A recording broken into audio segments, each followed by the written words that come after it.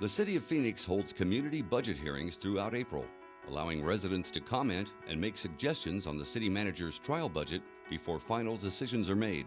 This public discussion is among the reasons the city's budget so closely matches the community's highest priorities each fiscal year. This is a hearing that's labeled for Spanish and English, and so I'll first introduce our interpreter, Judy Holm, who will announce the availability. Buenas tardes, me llamo Judy, soy intérprete de español. Tengo el equipo allá atrás si necesita intérprete aquí en la mesa de atrás. Gracias. Thank you, and to welcome us here this evening, we're pleased to be in District 5, and so I'll hand it over to our District 5 Councilman, Daniel Valenzuela. Thank you so much. Thank you, Ed. I want to thank our city manager. We're very fortunate to have this man leading the city as our city manager, and thank you for being in Maryville, Ed, in District 5. Please give Ed Zerker a round of applause. We also have our budget director and Jeff Barton here, Frank Solomon, deputy fire chief at the Phoenix Fire Department. I know Mike Kurtenbach is here. Mike Kurtenbach is still the Maryville Man of the Year, and for another few days, I think. That's what Dwight Amory was saying. But, we're fortunate to have so many city employees here, public servants here for this night.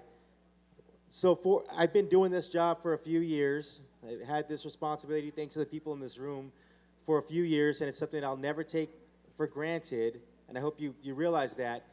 And I hope you also realize that this is the budget hearing and we're just starting. We have these proposed budgets that you'll see tonight.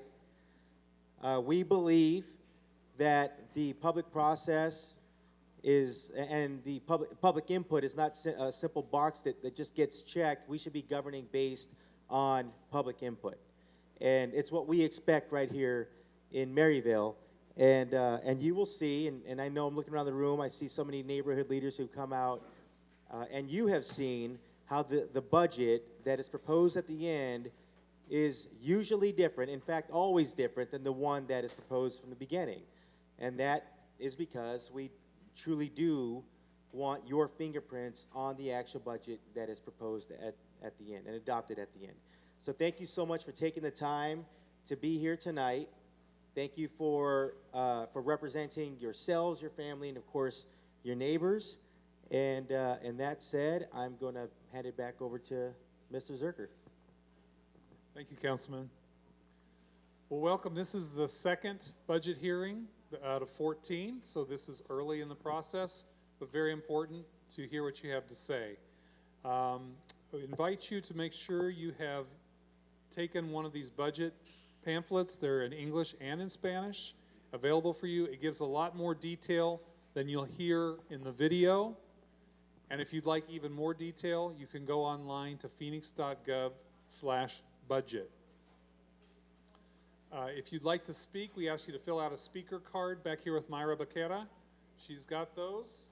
And we will get to speaking after the video. So just what we're going to do is we have about a 15-minute video that gives an overview of the budget. Then we'll go directly to your comments and questions. As the councilman said, we have city staff here who are available to answer questions if there's specific questions you have. And I'll ask our city staff if they'd raise their hands who are in the room. Thank you all for being here. They are here without being paid extra to be here, so thank you for giving this time in your evening. So very quickly, before we get to the video, this is the most complex trial budget I've seen in my 23 years with the city, because there are three things that are coming together at the same time. The budget itself, which is about what services we provide. We're currently negotiating our labor contracts with our employees. That happens every 2 years. But the third thing is we have the end of a property tax policy that's been in place for about 20 years. And so we have to make some decisions about how we're going to pay our debt service, and we do that through the property tax. And so you'll see that. So those three things make it very complex. And in the budget book, there is a recommended trial budget on page 5, I think it is, 5 or 6. And then there are options with those as well, if those don't work for people. And so we'd like to hear from you. Do you like the trial budget as presented, or are there other options you would prefer instead of that? As well as any other comments you have about city services or things you would like to see more or less of. And so we're just trying to find the right balance. And as the councilman said, your feedback is important to what will be the ultimate budget that will be presented in May. So with that, we're going to go to the video. It'll give a high-level overview. And then once that's complete, we'll go to the cards, the speaker cards, and we'll ask you to come forward and speak at that point. So with that, we will roll the video. Duan? Hello, everyone, and welcome to your first look at the City of Phoenix 2016-17 City Manager's Trial Budget. Input from our residents is very important, as your ideas can help shape what will end up being the final budget for the next fiscal year. The final budget is important because it provides the plan for how the city will spend taxpayer money and how services that you depend on could be impacted. I think the city manager's trial budget provides a great pathway for us to continue providing the outstanding services that Phoenix residents expect, and it gives employees the opportunity to continue to provide that great service every day. Why is a balanced budget important? It's required by state law and city charter. In this trial budget, there is a $60 million surplus that can be used to improve essential services that will benefit the community. Examples include public safety needs, employee compensation, and restoration of some programs and services. So how does the funding work? Funding for the city budget comes from three sources: the general fund, enterprise funds, and special revenue funds. Examples of general fund city departments include police, fire, the library, parks and recreation, and streets. Enterprise fund departments include aviation, water services, solid waste services, and the convention center. Special revenue funds account for designated sources of money for a specific purpose, like sales tax dollars for the hiring of police officers and firefighters, and funds for public transit. So how did we get here? Under the leadership of the mayor and city council, we are glad to say the budget is balanced. The mayor and city council have really set the tone and direction for our city staff and employees to be focused on innovation and efficiency. Here's just some of the ways that happened. First, eliminating 119 vacant positions and other administrative savings actions that will result in an overall savings of just over $11 million. Second, there is a one-time carryover of $25 million from last year's surplus. Also, the city is saving by making needed adjustments to the workers' compensation fund and has sold extra police helicopters that were too expensive to maintain. Did you know that Phoenix has reduced administrative expenses and has the smallest number of employees per capita in over 40 years? And while still providing great services, the city has reduced authorized staffing levels by more than 2,700 positions. That is 16% since 2007. Also, city staff is constantly finding innovative ways to save money. Did you know that since 2010, we have saved $106 million in taxpayer funding? Some examples: the municipal court. It saved almost $600,000 by eliminating a criminal courtroom and a civil courtroom due to lower court volume. Plus, a new process with copy services. By reducing the number of printers and copiers citywide and securing more competitive rates with copy contracts, the city should save hundreds of thousands of dollars each year. Now to rising pension costs, which continue to be an important issue. Thanks to the leadership of the mayor and city council and actions taken by voters, the savings from reform efforts will reach $1.1 billion over a 23-year period. And what a difference a year makes. Last year's 5-year forecast projected a deficit of up to $58 million. But with guidance from the mayor and council and the efficient work of city staff, that deficit was eliminated without reducing services to the community. Mayor and council also expect us to provide great service, and that's what the city employees work to do every day. One of the biggest challenges the city faces has to do with how the city will continue to make its debt payments for voter-approved capital projects. We're at a place where we need to make tough choices. Like any of us during the recession where you may have lost a job or your wife may have lost their job and your income changed and your bill stayed the same. So the city of Phoenix is at that point now. Several options will be discussed, including increasing Phoenix's combined property tax rate. Phoenix has had the same rate for 20 years. That means since 1995, residents have paid $1.82 per $100 of assessed value for property tax. The rate has gone unchanged while the city's population grew and important services developed, like new fire stations, parks, and libraries. The city has been using a reserved fund to help pay off that debt. This has relieved homeowners from increases in property tax rates, especially during the recession. What other cities in the valley, after the recession, they started to, when their assessed valuation changed, the values of their properties changed, they started to float their rate up and down so that they levied the same amount of money, brought in the same amount of income. What the city of Phoenix did, we thought that we would give our taxpayers relief. So we kept the rate at $1.82. In the meantime, the city had debt to pay, so a reserve fund was used. This relieved homeowners from increases in property tax rates, especially during the recession. But now that well of backup money is finally running dry, and the city needs to raise an additional $37 million to pay the debt service. Otherwise, Phoenix's strong credit rating could take a hit. We are taking in less money, and now we still have the same payments. Our payment on our mortgage is essentially our debt service. That's what we have to continue making. At the same time, we have other sources or other services that we provide. Those costs have also increased, and our ability to make those payments has gotten tougher and tougher. The budget lays out 5 ways to solve this. A detailed explanation of these options are in the trial budget summary booklet, handed out at all public meetings and online at phoenix.gov/budget. Option number 1, increase the combined property tax rate by 35 cents to $2.17. This would equal an additional $4.25 per month on an average single-family home, about 14 cents a day. Even at this rate, the average single-family homeowner will still be paying less than they did back in 2009. We could continue to provide services, infrastructure, pay our debt at the lowest, cheapest possible cost, and maintain a very strong bond rating, and to provide our citizens with good services for many years to come. Option number 2, generate $37 million in other ways by increasing a local sales tax, a food tax, or perhaps an addition to your city services bill. Option number 3, use all of the $60 million surplus to provide property tax relief for 2 years. That means no money would be available to restore employee concessions or add community services, including those cut in previous years.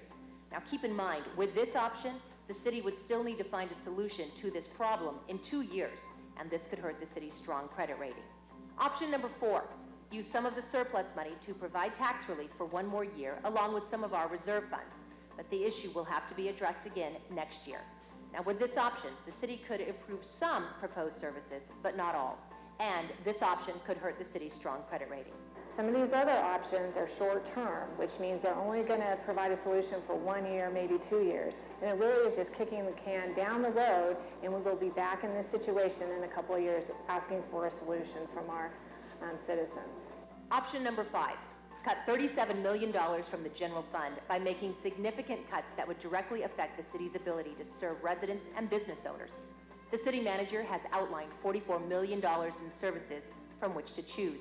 This includes cutting $14 million from the police department, $10 million from the fire department, more than $2 million in library services, and $6 million from the city's parks and recreation department. In a service business like the city, dollars translate into the people who provide the services, like 911 response, recreation programs, senior and youth services, and more.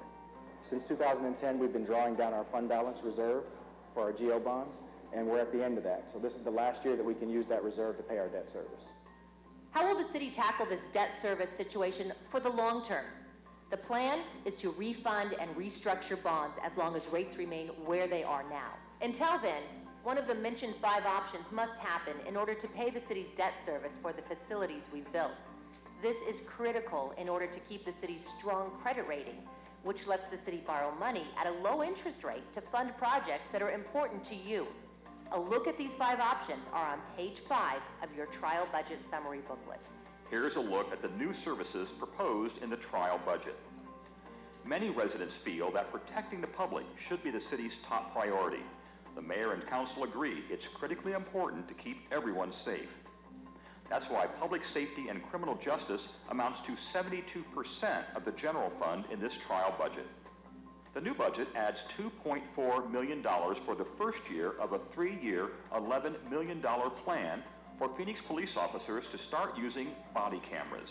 Well, body cameras mean a lot of things. Safety is one of them, transparency is one of them, trust is another thing. For our residents, it allows them to have greater confidence in their police department. The budget would also allow the department to hire a director of employee assistance and wellness. Our employees are our most valuable asset. We need to make sure we take care of our employees. By hiring this position, it allows us to do that. Now to the fire department.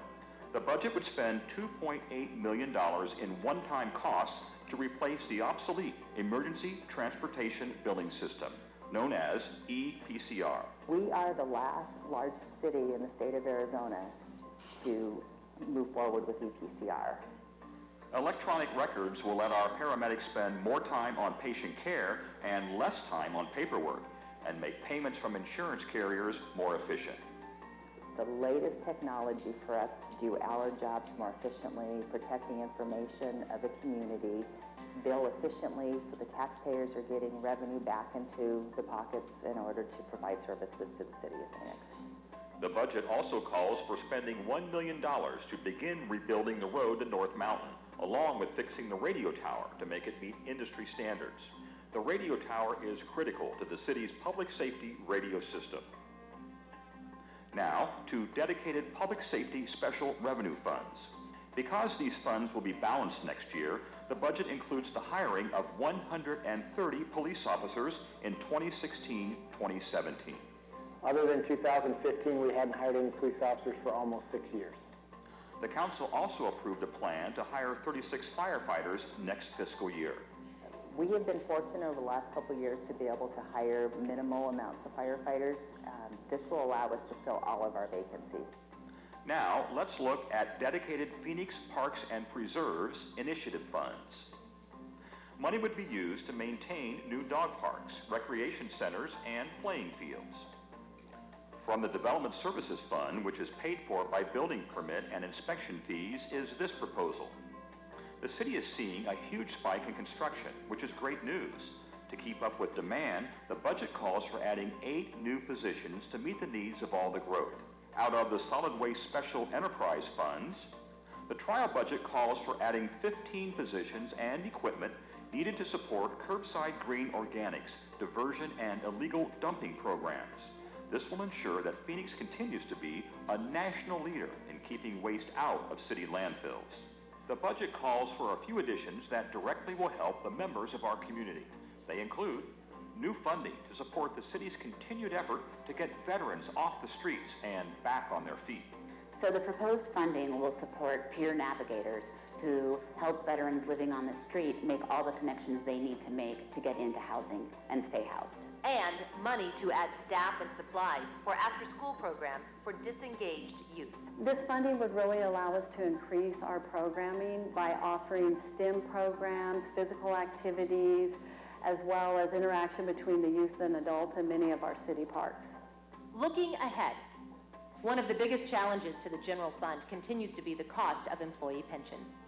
The trial budget reflects an increase of $15 million in civilian employee pension costs. But since the mayor and city council took action on pension reform and the voters made their voices heard, these short-term increases will slow over time with a savings of more than $1 billion over the next 2 decades. Now to the police and fire pensions, which will go up $21 million. This is the result of a state Supreme Court decision. Increases in future years are partly because of other pending court challenges and system funding issues. Also, proposed reforms could help reduce how much the city will pay in the future. Then there's employee compensation. For 6 years, city employees have been part of the shared solution of our budget issues, agreeing to almost 6% in cuts to compensation. 4.2% of that is still in effect. The trial budget proposes to responsibly restore some of it, 2.6%, or $44 million, over the next 2 years. This is an investment in our most valuable resource, the workers. As a service business, the city depends on good workers to provide outstanding services. Keep in mind, the budget hasn't been adopted just yet. Your input is important, and the City of Phoenix wants to hear from you on what the upcoming budget should look like. The budget is really for the people of Phoenix, and so for it to be the best budget possible, it needs to reflect what people have to tell us, and that's why we're out to listen to the residents in the trial budget. In summary, the trial budget has several options, including solving the debt service issue by raising the combined property tax by 35 cents to $2.17. This would allow the city to use surplus money to add critical services to our police, fire, and other city departments. It would also allow the city to restore some concessions made by city workers 6 years ago. 15 public hearings will take place this month across all council districts, and you are encouraged to attend.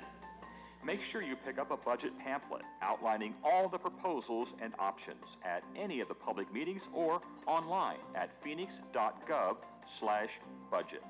You can also send your comments or questions to budget.research@phoenix.gov, or to reach us by phone, call 602-262-4800.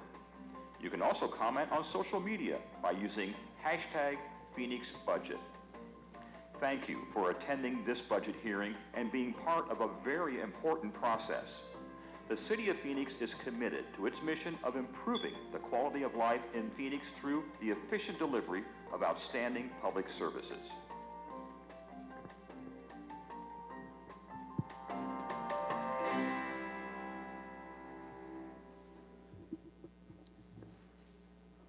All right, looking around the room, there's so many people here, and it's great to have you all here.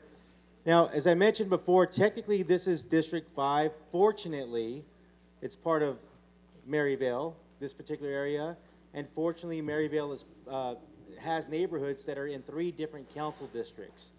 And fortunate to be working with my colleagues who also represent parts of Maryvale, in Councilwoman Laura Pastor in District 4 and Councilman Michael Nowakowski in District 7. So I'll go ahead and hand the mic over if you'd like to say a few words.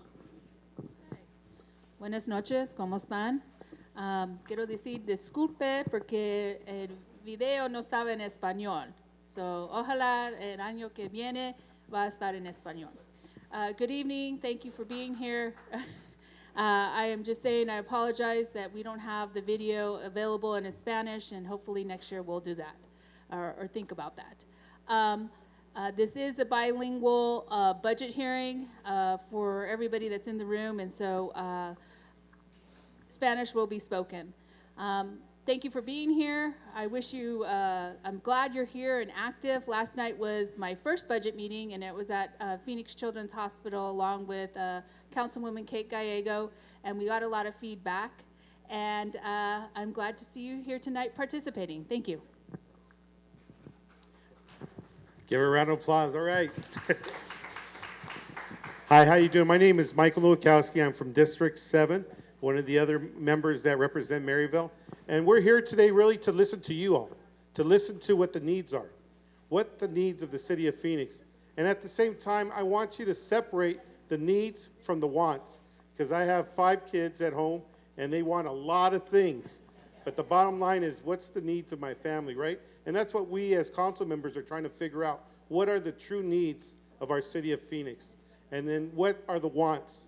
And then with the want part of it, what are you willing to do?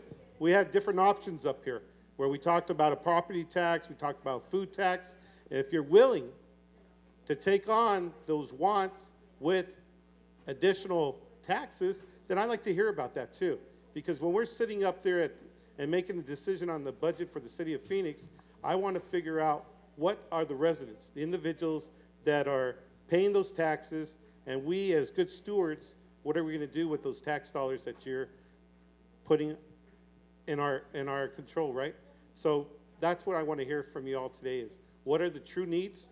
What are the wants? But at the same time, what are you willing to do to make sure that we keep the quality of life, those wants that we want, the parks, the libraries, the et cetera, alive, right?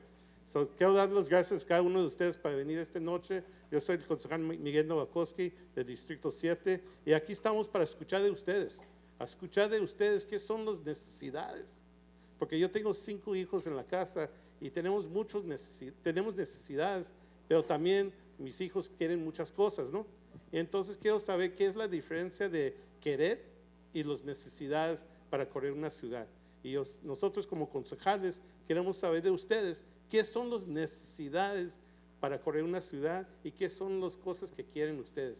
Y si ustedes quieren cosas extra, hablamos de unos impuestos de comida, impuestos de propiedad y todo eso. Entonces quiero saber si ustedes están en consejos que si debemos de tener un impuesto o no y cómo vamos a cubrir esos gastos. Porque ustedes cada vez que van a la tienda pagan impuestos. Esos impuestos vienen para atrás a la ciudad y nosotros pagamos las necesidades. So queremos saber qué clases de impuestos, si quieren más, que ustedes que pueden pagar más, ¿no? Pues gracias por venir y aquí estamos para escucharlos. Thank you once again for being here, and we're here to hear your concerns. Thank you, Councilman. So we're going to start with cards. We have about 35 cards. We'll ask you to stay at about 2 minutes for your testimony. We will start, first of all, with our speakers who would like to speak in Spanish. We'll have Judy translate that and take that microphone, Judy. And so our first speaker will be Claudia Coronado. And Claudia will be followed by Angela Vera. I'm sorry, right? Speak over here at the microphone. Thank you.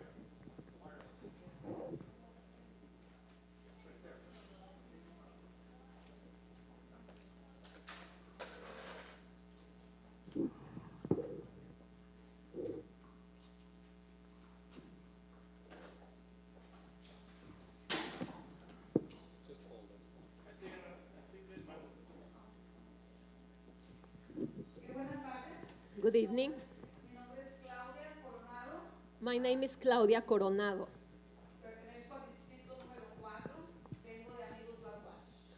I belong to district number 4 and I am from Amigos Block Watch.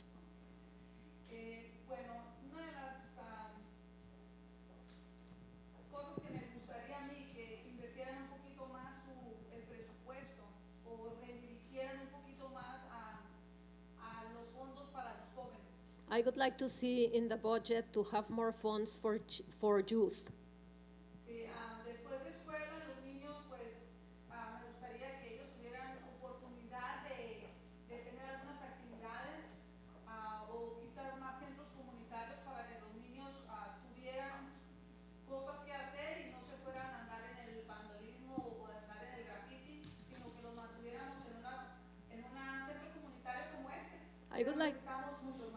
I would like to have more community centers for children so they can have activities after school and they are not involved in vandalism or problems and they have a place to go after school. So would like to see more community centers.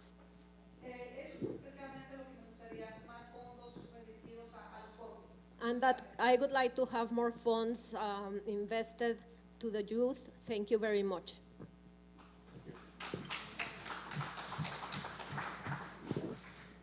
Angela Vera.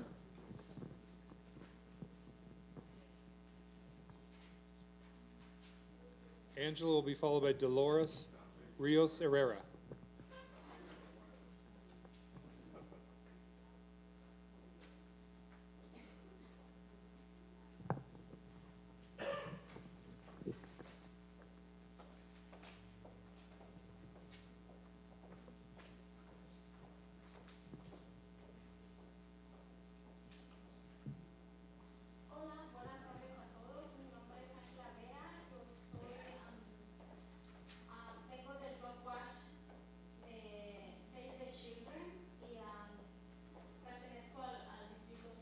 Hello, my name is Angela Vera, and I come from District 4, and I am from the Block Watch Save the Children.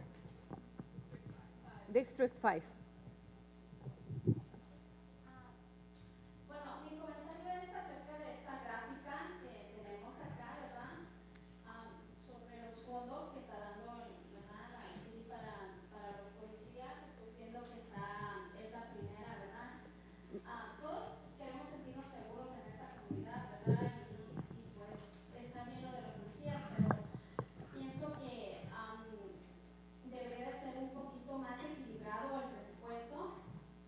I am looking at this graphic that is at the very beginning of the pamphlet, and it is the dedication of funds for the police. And I would like to, it is very good because we all want to feel safe, but I would like to see more, something else. No. I want to see more balance, something more balanced.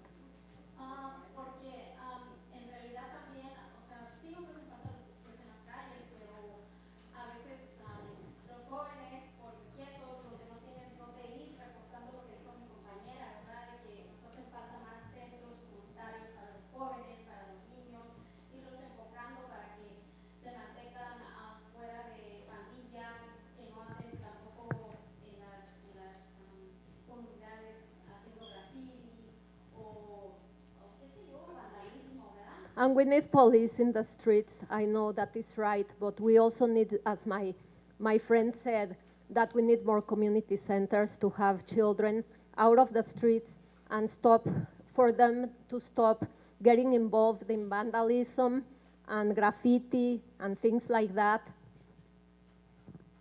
Podríamos considerar dentro de este presupuesto para los jóvenes porque de alguna manera ellos son el futuro de nuestro país, ¿no? Entonces debemos enfocarnos en algo bueno.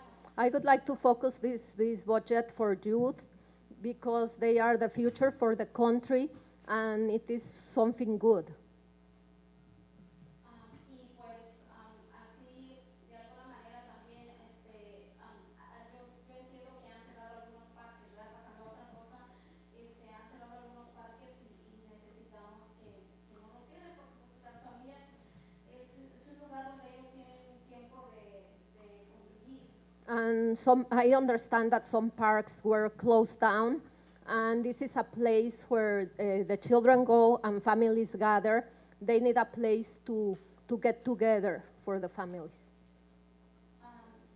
Además de eso también tenemos tengo conocimiento de que algunas escuelas se han cerrado y es triste, la verdad. Entonces, en realidad los jóvenes tienen que tener mejor educación. Also, I know that some schools shut down, and that is sad. And I know that the children need to have an education. Y tengo entendido que también hubo algunos recortes, ¿verdad?, de presupuesto en las escuelas y ahora han retirado algunos programas para los niños. And there were some cuts in the budgets of the schools, and they cut down some programs for the students. Es todo, gracias por su tiempo, gracias por escucharnos. Y yo tengo una pregunta más, no sé cuántas juntas bilingües se hacen durante este tiempo. And thank you for your time. I would like to ask another question. How many bilingual meetings do you do for this? Nos gustaría tener un poquito de más participación, ¿verdad?, a la comunidad hispana y a los que, para involucrarnos, porque, por ejemplo, yo doy mi tiempo, ¿verdad?, para mi Blood Wash, quiero que mi comunidad esté segura. Quiero, el hecho de estar aquí es para apoyar a mi comunidad. I am supporting my community. I would like to have more meetings, bilingual meetings, and I put my time. I participate in the Block Watch, and I would like to see, I am representing Hispanics, I would like to see more meetings. Mi comunidad pues tiene necesidades y yo las apoyo dentro de eso, pero agradezco su apoyo de ustedes que tenemos para las comunidades y gracias por escucharnos. Me gustaría que hubiera un poquito de alguna otra junta bilingüe, ¿verdad?, para conocer mejor las necesidades de los hispanos. I would like to see more bilingual meetings so you can see the needs of the Hispanics. And thank you very much for your time. Thank you for giving us this meeting, and thank you for helping the community. And thank you. Pues nada más a decirte que hace como 7 años que comenzamos estos juntas bilingües y comenzamos aquí en Maryville, ¿no? Y entonces creo que sí hay una necesidad a seguirlos más y a tener unos completamente en español. Y entonces quiero dar las gracias a ustedes que vienen a estas juntas, pero no solamente vienen a estos, pero deben venir a todos, ¿no? Hasta en la ciudad de Phoenix. So gracias. I was just saying that 7 years ago, we started these bilingual meetings, and we only have one for the whole city, but maybe in the future we can actually just have one just in Spanish, so that we can just have Spanish speakers and maybe keep it moving a little bit quicker and continue the bilingual one also. Or we could do it bilingually too. But I think we're at that point now where we can actually have more than one. So thank you so much for showing up. And I was just encouraging people to continue to going to all of our meetings, not just the budget hearings, but also the council meetings and your block watches and all that. Thank you. Dolores Rios Herrera was be followed by Armida Hernandez, and then Maria Aladia Carlos. Well, good afternoon to all of you. I'm Dolores Rios Herrera from Amigos Blancos, District 4. And one of our needs on my neighborhood, I think in most of the Maryville area, we need budget for fix the streets. You know, there's a lot of streets. If you go through, mostly where I'm, my commute is 35th Avenue to 59th Avenue and Thomas, McDowell. The streets, that really needs attention there. So it's, I think if, like you said at the beginning, we need to focus on what needs and what we want. So I think we need to fix the streets. So, and also we are focusing on we support the municipal ID. So we'll appreciate your support to the Hispanic community. So thank you very much for being here and for giving us the opportunity to listen to us. So thank you.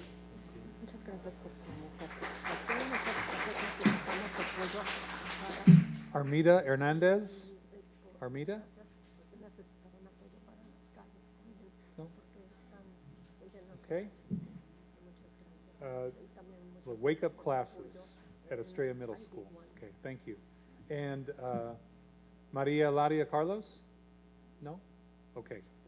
Same thing, wake up also. Thank you. Thank you so much. Okay, with that, we'll move to the next cards. These cards, Judy will translate into the headset. And so we will go next to Greta Rogers. Greta will be followed by Richard Ray. Again, we ask to stay about 2 minutes. We have about 30 cards left.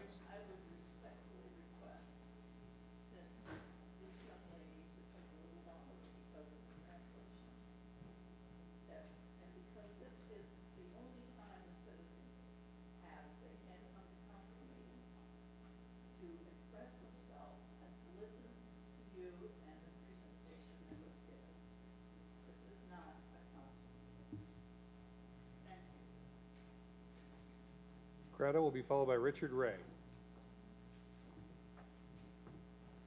Good evening, everyone. My name is Greta Rogers, and I live in District 6, in the southeast corner of this valley called Ahwatukee. But I'm planning to go to as many of these meetings as I can physically get to.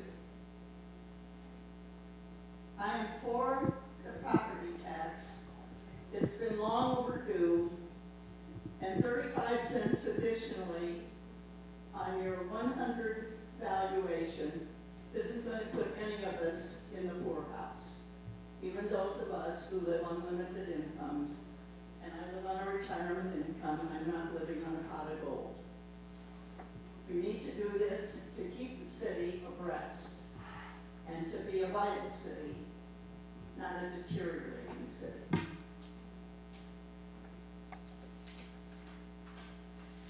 I had a meeting in January with Ed Cirker prior, anticipating the budget hearings coming up. And I said, we have three essentials, and these are non-negotiable. One, raise the salaries of all the employees who are the engine of the city of Phoenix. They make it work. To the level that they should be. They were cut after the 8 to 10 budget, which was the last budget hearing before the recession. restoration, a very partial restoration in 12. The additional restoration is 4.2%. They're talking about raising half or 2.1. I say bag it and raise it 4.2%. These people have waited long enough to be restored to full employee salary and respect for the employees.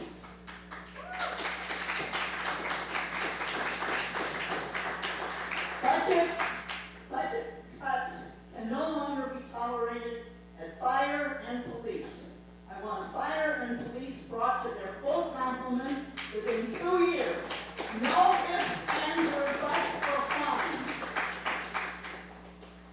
And don't give me the story about cameras for the cops. That's an essential part of a cop's equipment today, just as a billy club and a gun and a police car are. And they aren't to be equated with salary. 3, fund the streets for 2 years so that the street and transportation department can begin long overdue restoration and repair of our streets. I came over West McDowell coming here today, and between 27th and 51st, we hit about 3 uncomfortable potholes. That's totally inexcusable. This isn't West Virginia. These are non-negotiable essentials, and if it takes money from all the other departments which are optionals, so be it. They can live on last year's budget and manage to get along. Thank you.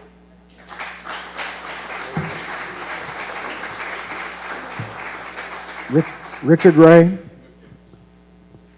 followed by Dwight Amory. I'm not sure following that, but I'm comfortable, but I'm going to give it a try. What you said, Councilman Nowakowski, was right. What's absolutely incredibly important for our city is to figure out and recognize that everything that is done, that was your street.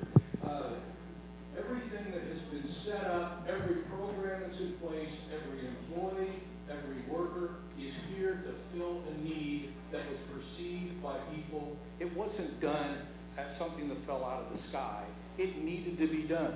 And for the last 6 years, the people who operate the city have done a phenomenal job of borrowing from Peter to pay Paul to cover the needed and very important things that needed to be done. Yes, there are things that weren't completed.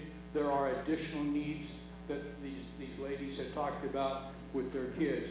But what needs to happen is we need to bring and recognize that our city has gone through a tough time. It has cut back on the backs of the people that work here.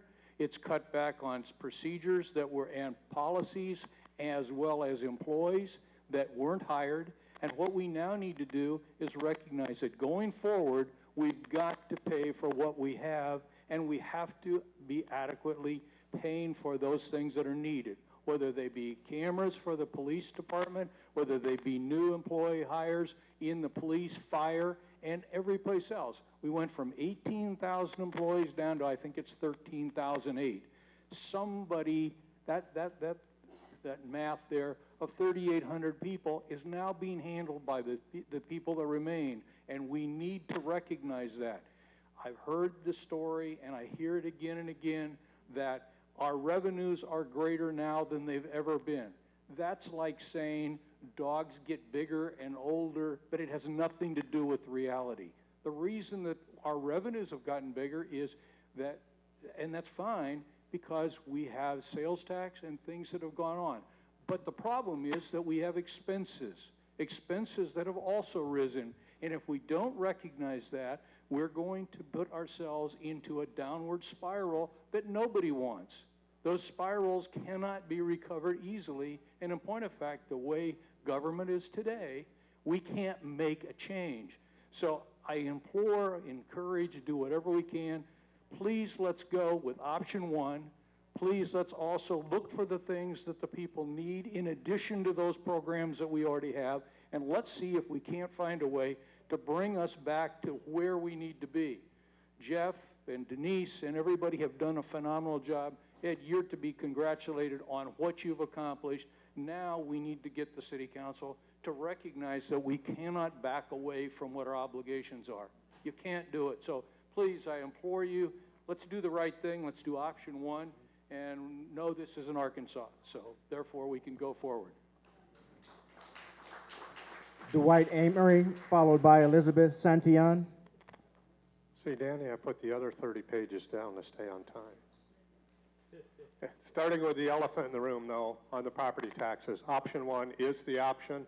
$4.25 a month increase is nothing compared to what everybody's saved in the last few years in gasoline prices.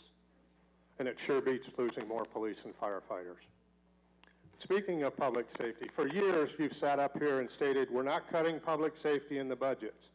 You neglected to say you were not keeping even numbers because of the hundreds of retirements, injuries, and career changes. And even with the new recent hires, we're still losing ground on the number of people on the street. The city residents, the police, and the firefighters are all in a dangerous situation now because of that. The next item is when you remember when you're allocating youth dollars around the city, spreading it even like peanut butter doesn't work. There are more children in Maryvale than the entire population of Ahwatukee. Over 75,000 kids just in Maryvale. Kudos on adding to the art and culture grant budget, but address the process that they do, the grant process. Maryvale Revitalization this month was named the 2016 Champion of the Arts by the West Valley Arts Council, but we are not eligible to apply for one of the city grants because our sole purpose isn't art. Kudos on the proposal of expanding green waste. Again, make sure it hits more of Maryvale. I think it stops at like 43rd Avenue right now, or 35th. We are by far the most populated of the 15 villages in the city with close to 250,000 residents.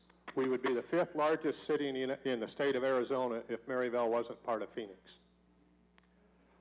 Economic development, and this isn't a shot at the last one, but if you look at the bar graph, economic development, the planning and development, and the city council office budgets all look pretty much the same in the bar graph. 2 out of 3 of those are related directly to increasing jobs and income for the city. The state of Arizona has put out numbers that shows 10% of all the unemployed people in Maricopa County live in Maryvale. They have seen the huge need for economic development and job training and are putting teams across the board to address that issue, something the city should have seen and done years ago. Speaking of which, what is the status on the bond and the $4 million in economic development that are sitting there for West Phoenix that's been frozen for years? And then, of course, backing up light rail to Maryvale another 14 years is really doing wonders for economic development out here as well. With that, I'll say thank you, and one non-budget comment. Promote the next chief of police for the city of Phoenix from within. Davis Cavazos went outside with disastrous results. Elizabeth Santillan, followed by Patrick Cantoni.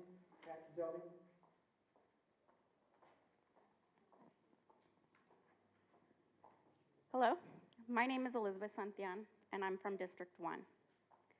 I am a proud Phoenician, and I love my city and state very much. I am married to a public safety employee who is captain for the City of Phoenix Fire Department.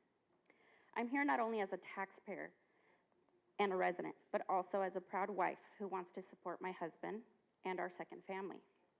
We have many friends who serve and protect the city. I want to speak out on behalf of other public safety wives and families who are absolutely fed up with how the city is not taking care of their own public safety employees that risk their lives every day. When my husband told me what was going to happen in 2010 with the city and the public safety departments, I was scared that he may get laid off. He told me no one wanted to see that happen to anyone. So they all agreed to take temporary pay cuts. But they also wanted to make sure that they provided great customer service to the public. 2010 through 2012 was a very difficult time for my family personally, as we also had financial hardship. And we felt the impact of those pay cuts. I would cry myself to sleep at night, worried we wouldn't make ends meet. But my husband worked his tail off to provide for us no matter what it took. I was outraged when I heard the city is not planning to restore their full compensation to their employees, their public safety, and following through with a promise they made to all public safety employees since 2010. The city agreed and gave their word to restore full compensation once the city was back in great economic status. The city leadership is not sticking to their agreement, and this is not right. I'm also outraged to hear the city is considering to build a new sports stadium and remodel a city park. What we need is more police officers and firefighters to protect and serve in our communities. And as a taxpayer and resident, I would much rather see that happen first. Your city police and fire departments stepped up to help the city during the severe economic downturn. And now it's time that your city leadership step up and keep your commitment to your own public safety. Thank you for your time. And I ask that you do the right thing for my family, our public safety families, and your families. Thank you. Captain Kelby, followed by Raul Daniels.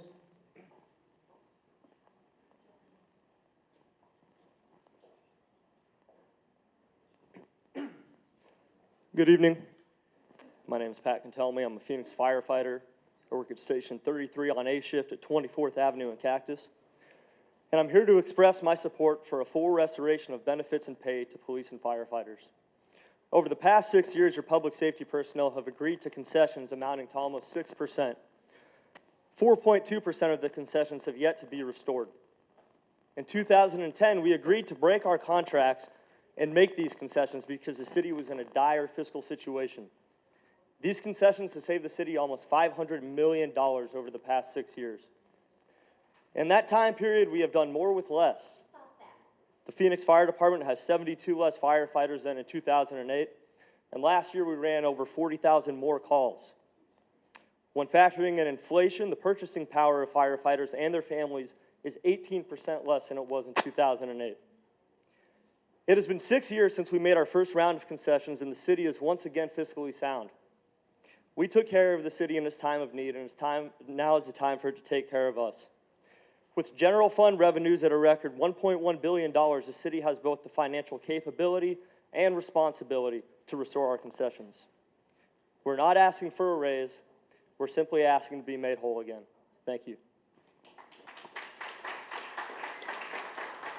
Raul Daniels, followed by Steve Butler.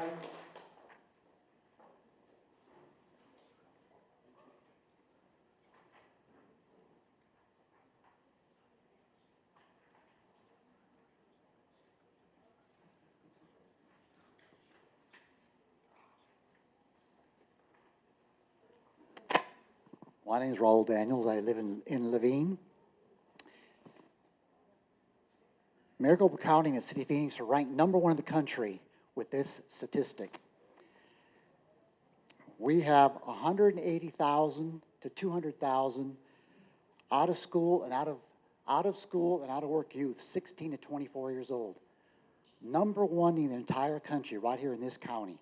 And guess where most of those kids reside?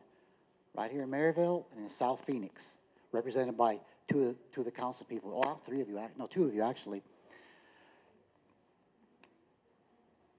Back in 2014, there was a shooting in Cesar Chavez where I live.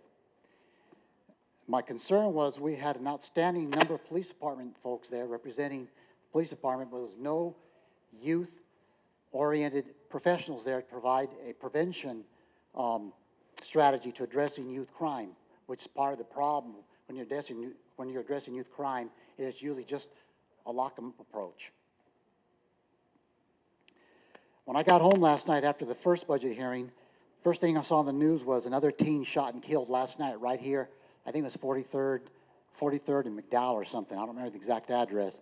So on the first page of the handout there, I found just by Googling youth shootings from January to now, there's already been like 6 kids, teenagers, 15, 16-year-olds shot dead right here in Maryville and South Phoenix. The City of Phoenix Parks and Recreation Department had a City Streets Teen Program. I know the young ladies, when they were talking about alternatives for youth, that was a national model teen program. Every city in this entire country came to Phoenix to observe what we were doing with teenagers at that time. Unfortunately, the Parks and Recreation Director retired in 2001. The new director, without a recession had not hit yet, began cutting the entire program because she did not believe in prevention strategies using Parks and Recreation as a means to address teen crime. That was not without a recession. Then the recession hit, of course, and all those programs for teenagers were cut. All the teen centers were closed. The At-Risk Youth Division was closed down, and the City Streets program were closed. At this time, there are more operating dog parks than there are teen programs in this city. So what's the message we give to our youth? That dogs are more important than they are. So, sure. 3 recommendations. I ask that you consider reinstating the City Streets Teen Program. You can also use some police RICO money to shift over to assist Parks and Rec in funding some of those services. Second of all, I have a request that the Parks and Recreation Director, the new one on board, the City Manager, City Council and women, City Councilmen and women conduct forums with these teenagers with groups of about 10 kids in each forum, trying to do about 10 of them, so you can get the ideas from the kids themselves. The reason that program was a national model was because we did just that. We meet with the kids in the communities, and they tell us what they wanted. I've provided a host of data that you can review there that supports the need for after-school programs for teenagers.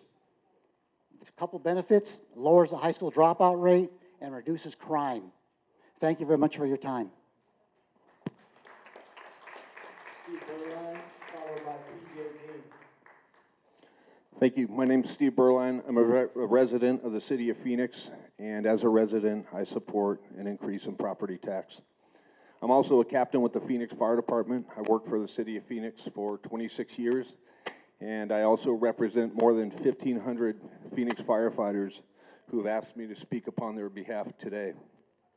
This year's budget has a surplus, due in part to 6 years of concessions in wages and benefits by the city's firefighters, police officers, and employees.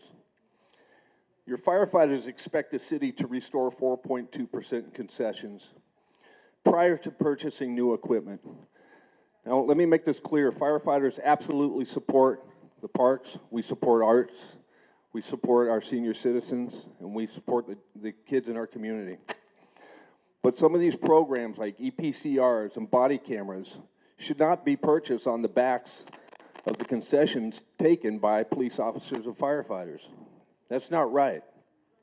6 years ago, we volunteered to take concessions to help balance the budget because that was the right thing to do. Then we took further concessions 2 years ago because that was the right thing to do. Today we have a surplus, and we are asking for our 4.2% restorations. Promises made and promises kept. Today the city has the lowest number of employees per capita in 40 years. Workload is up, wages are down, and morale is low. Now we expect to hear some crazy assumptions regarding employee pay and compensation, but the fact of the matter is 46% of street maintenance workers and 40% of groundskeepers who work for the city of Phoenix qualify for food stamps. And a Phoenix firefighter's starting wage is $15.90 an hour. That's the fact. Today, Phoenix firefighters are responding to 40,000 more calls for help, with 72 fewer firefighters than we had just 4 years ago. Active shooters, hazardous materials, and occupational exposures have made our job more dangerous today than it has ever been. We have more than earned a full restoration of our concessions. Thank you.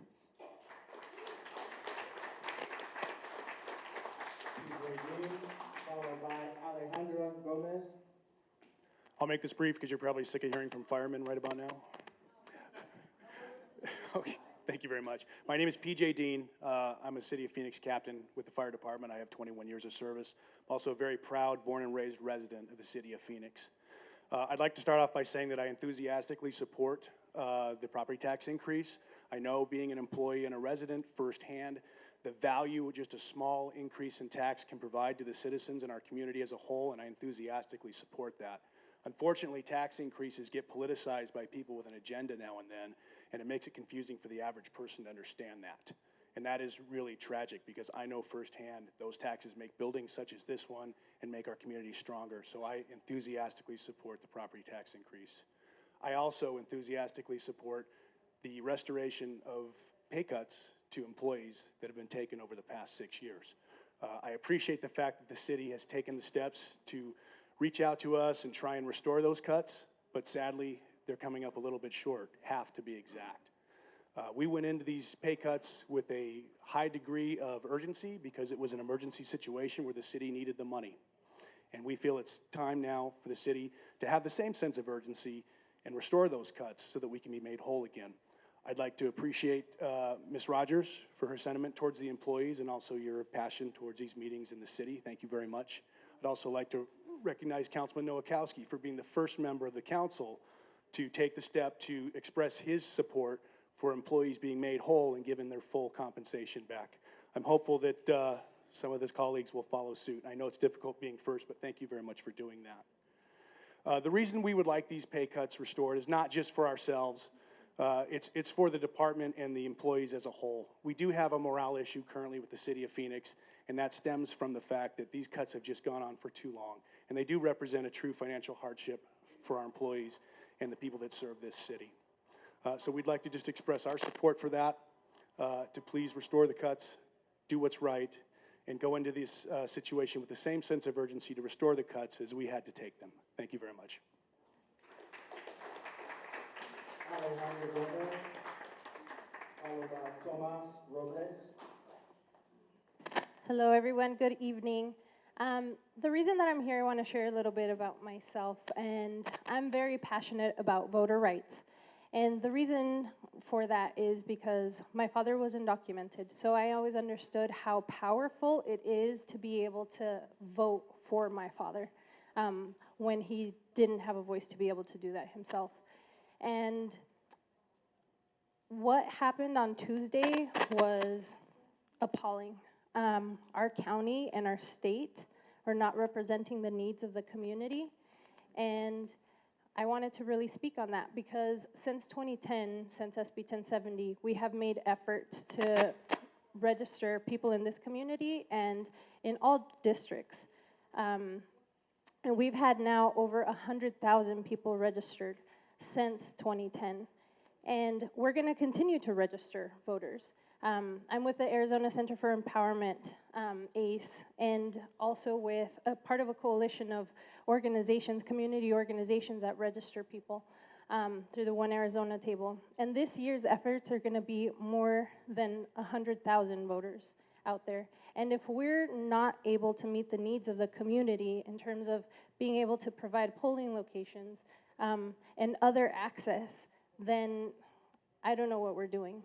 So I'm here to actually lift up the City of Phoenix efforts for actually providing polling locations, but also in a time when the state can't do it and the county can't do it, I'm really looking to your leadership to be able to do it and uphold those voices and those votes. So yeah, thank you. Tomas Robles, followed by Rosalinda Vergara. Good evening, everyone. Thank you very much for allowing me to speak. My name is Tomas Robles, and I wanted to echo what the previous speaker said and really talk about what's happened over the last week. I did not receive my ballot, and I had to go and stand in hours to fill out a provisional ballot this year to go vote. And it not only did it affect myself, it affected my mother and my brother, who did not receive a ballot and actually did not go and vote for the primaries. And so we see that this can be a potential issue throughout the state for a while.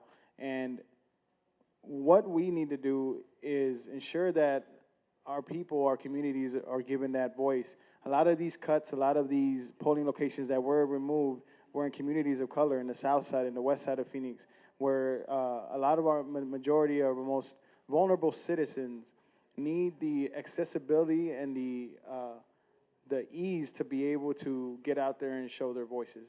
And Phoenix has shown that it has been a leader in very progressive things, progressive issues, LGBTQ rights, immigrant rights, worker rights. And I think this is another step in the right direction for Phoenix to show leadership and take the lead on expanding the voter access that many of our citizens could use. Again, this is not a City of Phoenix issue that happened last week, but this city can show that nationwide it can take leadership in providing the type of access that's needed and required here. And so I ask that you take a look at the budget and you see if there's a way that we can make voting easier for the City of Phoenix.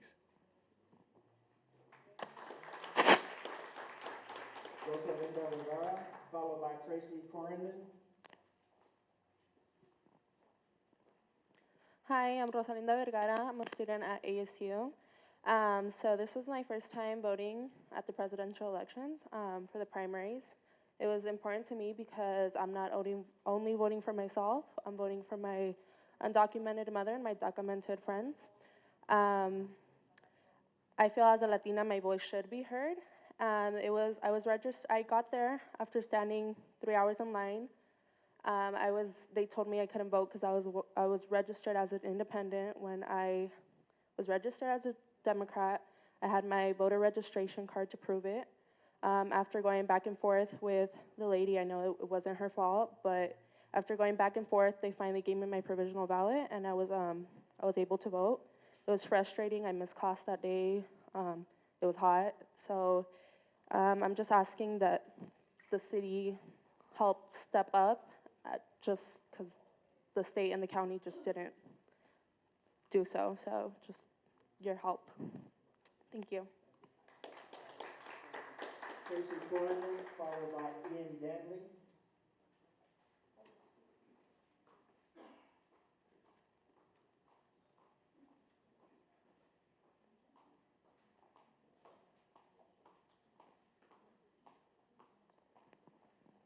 Hi, my name is Tracy Kornman. I live in District 7, and I just wanted to share my experience with the primaries.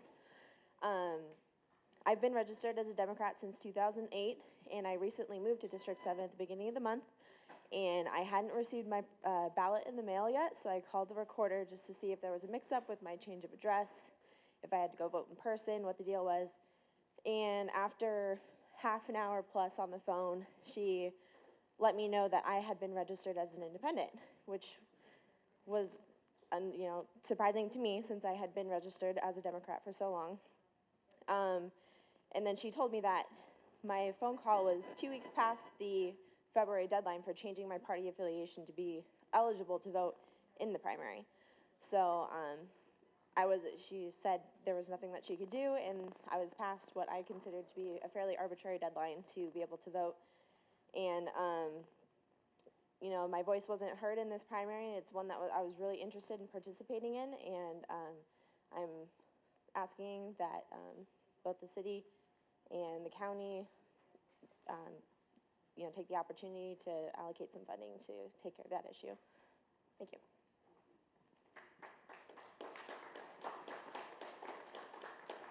So we'll call the speaker and then the next two. So if you'd like to sort of queue up, we got chairs over there.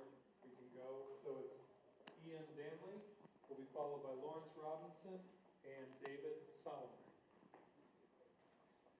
Great. Yeah, my name is Ian Danley. I'm the governing board clerk at the Phoenix Union High School District, reflecting on the feedback tonight. And so much of what I think is happening tonight is local leaders stepping into the gap left by a state that has abdicated its role in governing and in leadership. And I commend you all in the work you're doing. Specifically, in terms of raising taxes, this is a hard thing to have to go to voters and say, we need to more resources for the things that we care about. And we do this at the schools all the time with these things called overrides and bond elections, which we have to be brave and have to make an argument to the voters about why these resources are necessary because the state won't do it. And you guys are in that same position tonight, and I commend you for that. We support you 100% at the schools. But the other way this is happening is in terms of elections. We saw this on Tuesday where the state and the county really abandoned the vote and the sacred, precious thing that we do in the United States around our elections. And at the school district, we have decided we won't abandon that space. So every one of our eligible students will graduate registered to vote. And not only that, but civic engagement will become an integral part of the graduation requirements and the curriculum at Phoenix Union. And I just want to share that with you as the city thinks about its role in elections and its role in civic engagement and the resources it has at its disposal to make sure that our voters are informed, are included and invited to participate and vote, but also registered to vote, which is a really important thing. And again, the state and the counties just aren't doing their job today, unfortunately, and it's up to us. And so I commend you. At the district, we're ready to work alongside you, and however we can do these things together. Thank you so much for letting me speak. Lawrence Robinson, followed by David Solomon and Bridget Jordan. Good evening, I'm Lawrence Robinson. I'm on the Roosevelt School District Governing Board, and I come here to also advocate for the City of Phoenix to once again lead on innovative best practices. You know, even if the city and the state had let us down with electioneering and practices as we saw last Tuesday, it is incumbent upon the City of Phoenix to continue to be the progressive voice and lead here. And there's something about voting that it forms the center of our democracy. It really is a cliche to say, but for those of us who are school board members, we knock on doors and we meet with family members and voters throughout the city. And in fact, particularly in the West Valley and the south part of our city, we see that people want to vote, but there are barriers to the ability to vote. Your districts, the three prestigious council members who are here today, represent districts that have lower voter turnout than more of our northern part of the city. It's not because people of color or those who are working class do not want to vote, but it's because they have barriers to voting. And we have to find ways to make it easier for them to vote. And so I join all of our colleagues here today who have advocated for best practices, whatever those best practices may be. We've seen these put into place all across the country that have exponentially increased the right to vote and the capacity of our residents to vote. And that's what we're asking for here today. Just like you're doing here today by having a bilingual budget hearing.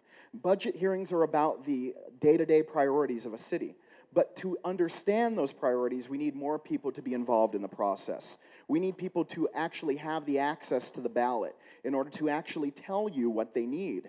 And if you're a working mother of more than one child, if you don't have access to a car to actually get to the ballot box, if those voting locations change election by election, you're not going to be able to vote, whereas someone in a different part of the city is.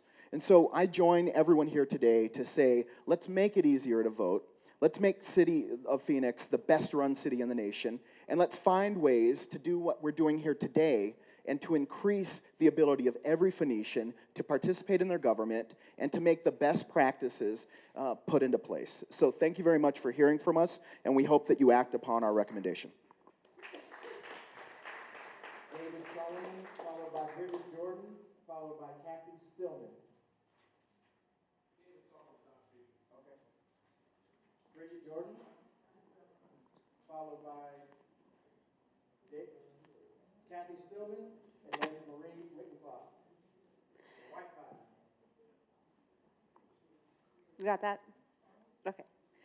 Hi, I'm here to speak to you a little bit about something that's a little bit lighter side of the City of Phoenix, which is our public art and our arts program, which is becoming more and more a feather in the cap of our city and impacting many different areas of the quality of life of our residents.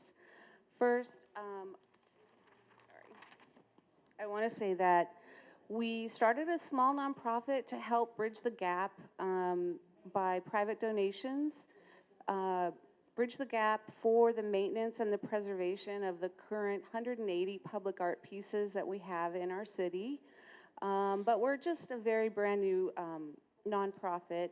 So I'm here to just put the idea in that we do need to continue to bridge that gap. The need is about $100,000 per year to maintain and preserve our public art each year.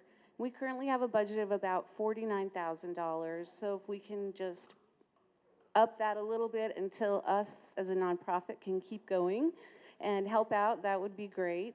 I also want to say that we support the city manager's trial budget recommendations of an increase in revenue as a long-term solution to the city's budget problems.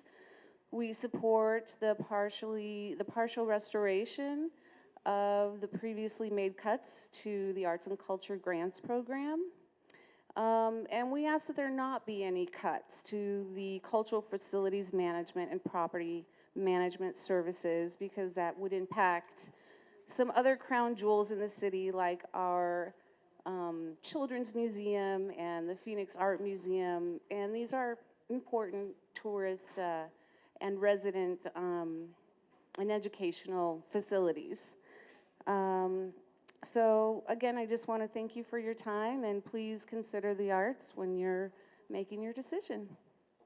Kathy Stillman, Marie Whitecotton, Walt Gray. I would just like to tell y'all that if you hire 30 police officers a year, we lose 100 more police officers a year. When are we going to get back to the number of police officers we need in this city? I mean, I'm figuring 2030, maybe. Y'all keep saying we're going to hire officers. We hire 60, we lose 100. That's still a deficit. People aren't aware of, yes, we're hiring more officers. We're down 72 fire officers, 40,000 more calls. That doesn't sound like much, but when your father's lying there dying, you want a fire officer to open that door. So I'm sorry, I think all our money needs to be restored, and people need to be aware that fire officers and police officers do not have Social Security. We have to pay for their pensions because they are not eligible for Social Security. Thank you very much.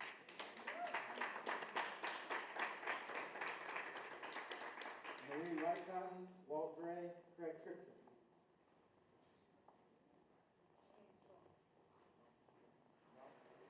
Walt Gray. Thank you. My name is Walt Gray. I'm with the Westside Town Hall program. Our main priority is restoring custodial workers to city employment status.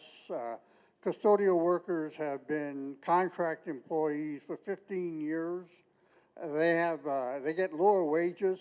They used to be city employees. They get lower wages and they get lower benefits as contract employees. We'd like to see them restored as city employees over a 3-year period, with training the first 2 years for better city jobs, and then full restoration as city employees in the 3rd year. We think the training can be paid for. We don't support the pay raise for city employees. All people in county government, state government, county community college government took cuts during the Great Recession. Seniors took cuts. None of us have had that restored. There's no need to restore. We all had to make sacrifices during the Great Recession. And so that's just the price of the Great Recession. We do support an across-the-board increase of $750 for city employees for the next 2 years, $750 each of the next 2 years. We think that by not paying, that's $44 million according to the video, over 2 years, $22 million a year. City employees will get, even though it's already in the budget, what's called a longevity increase. It comes out to about 5%. They get that every year. They got it all through the recession. And so they're not hurting that badly, not as hard as the rest of us on the west side. We think that if you don't pay the $44 million for restoring the whole compensation, that you have enough money to raise provide for the services.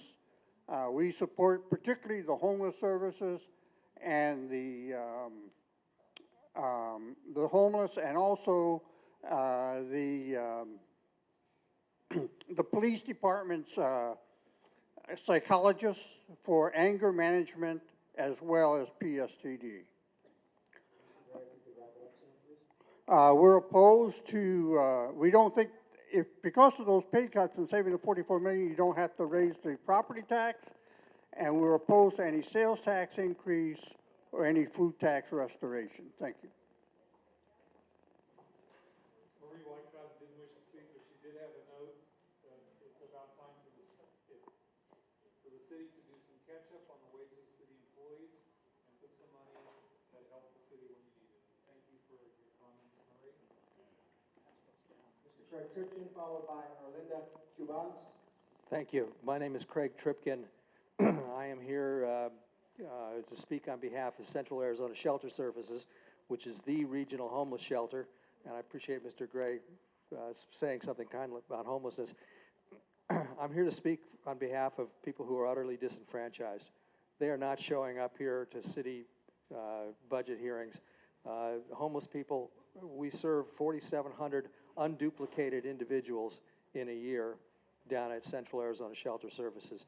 Again, we are the regional homeless shelter. I urge you strongly to support option number 1, which keeps Central Arizona Shelter Services budget and the shelter services from being cut by $52,000. We are down 20% from the beginning of the Great Recession. We've heard about pay cuts, and I appreciate very much this work the city employees do. Central Arizona Shelter Services, the regional homeless shelter, is down by 20% since 2007, 2008, and the city manager's budget has in it, not the proposed budget, but if we do not have a tax increase, has another $52,000 cut in it.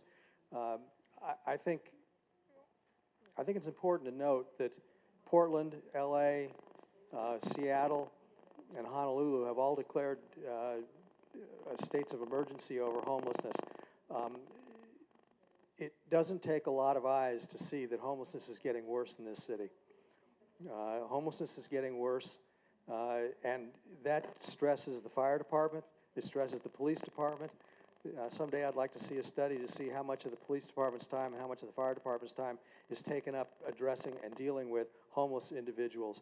There's tremendous indirect costs, just as emergency rooms also face tremendous costs in dealing with homeless people. We've saved calls to the campus by having EMT services on the campus.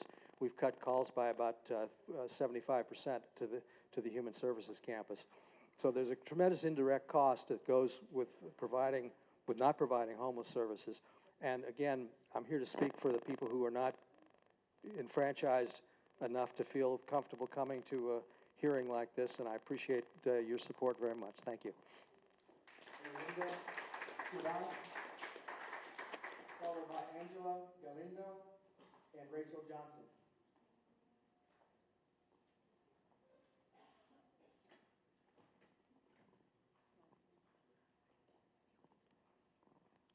I'm 90 years old. I go to the center every day. If you close it, where am I going to go? I just want to let you know I'm Herlinda Cubas. This is my mother, Horia Cubas. And as she said, if you close, that's 4 centers less than what we have now, which is 15. The population that is growing in this city is not only children, but is also seniors. You have a lot more seniors than you do 10 years ago. If you close 4 centers, 11 centers is not enough to support that growing population. So please, please think carefully when you decide to close something. Think of the people, not so much the money, but think of the people that you're really affecting. And this is one. And guess what? I'm a senior citizen now, so this is 2. Thanks very much.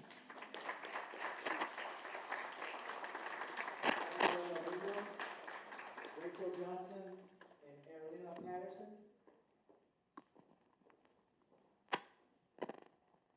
Well, hello. As you heard, I'm Angela Galindo, Renteria Galindo. Renteria is my maiden name. I was born and raised here in Phoenix, Arizona. I'm a native. I was born in South Phoenix, south of the river bottom. After my parents' divorce, she was only able to support us in housing. So I grew up in Marcos de Niza housing projects. And, you know, through the years of growing up, people label you. People tell you how poor you are when your mother's trying to enrich you and tell you how rich you are. And then it's kind of double standard because she's, you know, living in poverty now without my father helping her with 6 children. Long story short, I'm the youngest of 6 children. 3 of my older siblings are deceased already. One was born with sickle cell anemia. She's Mexican American. People think that that's a black person's disease. 2 of them were died, one in prison. The other one, both of them by lifestyle, drugs, alcohol, heroin. So living there in the Marcos de Niza projects, for me, that was stability. I had a childhood. I grew up in parks and recreation. I was in teen programs. Unfortunately, between 7th and 8th grade, you get caught up because the whole world looks a lot bigger. You start learning about economics and different things and what's out on the other side of South Mountain, what's on the North Mountain, Maryvale, and Cano Park, across Van Buren was the place to be. When I grew up, I was going to work for the city. I was going to look upon the valley. So anyway, I have now moved on. I lived in Scottsdale for a little while, experienced prejudice with me and my babies. I decided to move on over here to Maryvale. So I've been living here in Maryvale for 30 years now. I am 10 years from owning my home. But in the experience of living here, my boys are coming to me and telling me, Mommy, what's a spick? So I have to explain ignorance. So to stay on topic with you, I worked my way through the programs. I was a young worker through the City of Phoenix teen programs for jobs that helped enrich me. I'm a lifelong learner. There's a lot to give. I have a saying that a smile costs nothing no matter what happens in your life. When I was 20 years old, I became a chaperone for my niece that was participating in a youth program, and that's where I met Raul Daniels. And in discussion with Raul Daniels, he felt like I was a youth that had a lot to say, and so through the years, working with Parks and Recreation, well, I got on board by volunteering for City of Phoenix Parks and Recreation, and then they had the specialty program of City Streets Youth Team Program. City of Phoenix Parks and Recreation provides direct service. In this specialty program, we discovered that kids had a lot of issues. There was a lot of domestic violence. There was a lot of drugs. There was a lot of incest, believe it or not, in families. And Raul said to me, I went to him saying, we're having these meetings, parenting programs, we're asking people to come and join us, but we have all these issues and these kids are coming to the park to escape. He said, write me up something that says, that these things are happening. So in an indirect way, City of Phoenix went to indirect programs. So this program went nationally acclaimed. These guys had to move on, budget cuts, they got closed. So in trying to stay on topic with you, it's valuable to have these youth enrichment programs, you know, focus groups like he's talking about, specialty programs for disabilities. Teaching each other how to speak, not come up here in anger. Yeah, we're angry about all the things that are happening, but if we don't speak appropriately and let our people know that we vote for, that we're taking the time to come and say, these are what we need, our needs and our wants for me in my area, because there's a lot behind me that people don't see after they see my smile costs nothing face. Yeah. Well, I really think that it is important to continue with the arts programs, but we do still need free programs. I called Parks and Rec to get my grandbabies into Parks and Rec, into programs. It's $40 for certain programs to get them in. I come from a long line of neighborhood revitalization and weed and seed programs, walking around, canvassing the communities, learning about demographics and getting people involved. But now, unfortunately for me, my teenage boys that are high school graduates, ask a mom what it feels like to have 3 boys be in prison at 3 different times. I feel like I'm serving 18 years. My kid tested well at Trevor Brown, and he was told to test again because they thought that he cheated somehow. So my kids were already labeled and In my neighborhood, we've had a lot of home invasions, we've had theft, my car has been stolen 3 times at my house. My neighbor to the right, their house broken in. The neighbor to the left, there's a tow truck that we hear is going around. There's home invasions. There's these small business stores that are selling paraphernalia. We're talking about domestic violence and drugs. You know, can't we someone go into these stores to get these pipes out, you know, that these little stores are selling? You know what they're selling them for? They're set up to fail. We're set up to fail. So I also, okay, the tax increases too. We pay taxes, city, state, government, corporation, and nonprofit are programs that are all out here that we all work for. We're all getting small pay increases. I'm up for let's pay, we all need to pay something for something, but we're paying for everything. And for those people that don't get pay increases, that's still taking a lot out of us at the stores, the shopping centers, wherever we're at. So, you know, in closing, I know that there's a lot of money out there somewhere, and however it is that someone is the ultimate person doing the budgeting, doing this plan, you know, there's the checks and balances, you know, the red tape that people say that there is. We really need to just pay attention more and help each other look out, I guess, and really look at the budgets and not come up angry and asking these people to save all of these individual items that are on here that I didn't get to. I just want to thank you for your time and us really communicate with each other. Thank you. Rachel Johnson, Ariella Patterson, and Suzanne Green. Good evening. My name is Rachel Frazier Johnson. I reside in District 7 and I own a business in District 8 in downtown Phoenix. I thank you all for your leadership and your presence here this evening. I am absolute and total support of the proposed budget by the city manager, the trial budget, and the increase in property taxes I believe is absolutely appropriate.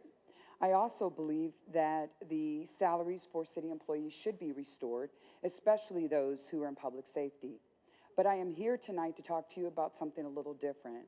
I serve as a commissioner for the City of Phoenix Arts and Culture Commission. I don't come to you as a commissioner, I come to you as a business owner, and I come to you as a resident and mother and wife right here in the City of Phoenix. I believe that the City of Phoenix can use additional support as it relates to arts and culture. I know the proposed budget is absolutely fair, but there are a couple things that I would like to see different. In particular, one of the people earlier spoke about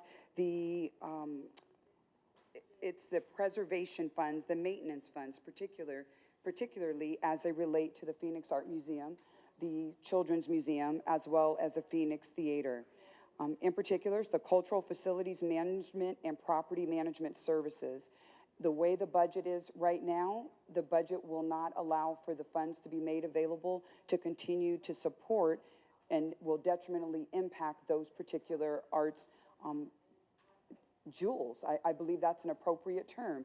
These are organizations, these are arts benefits that we have had in the City of Phoenix that has made us very different from many other cities. We have fostered support of the Phoenix Art Museum as well as the Children's Museum of Arizona and the Phoenix Theater.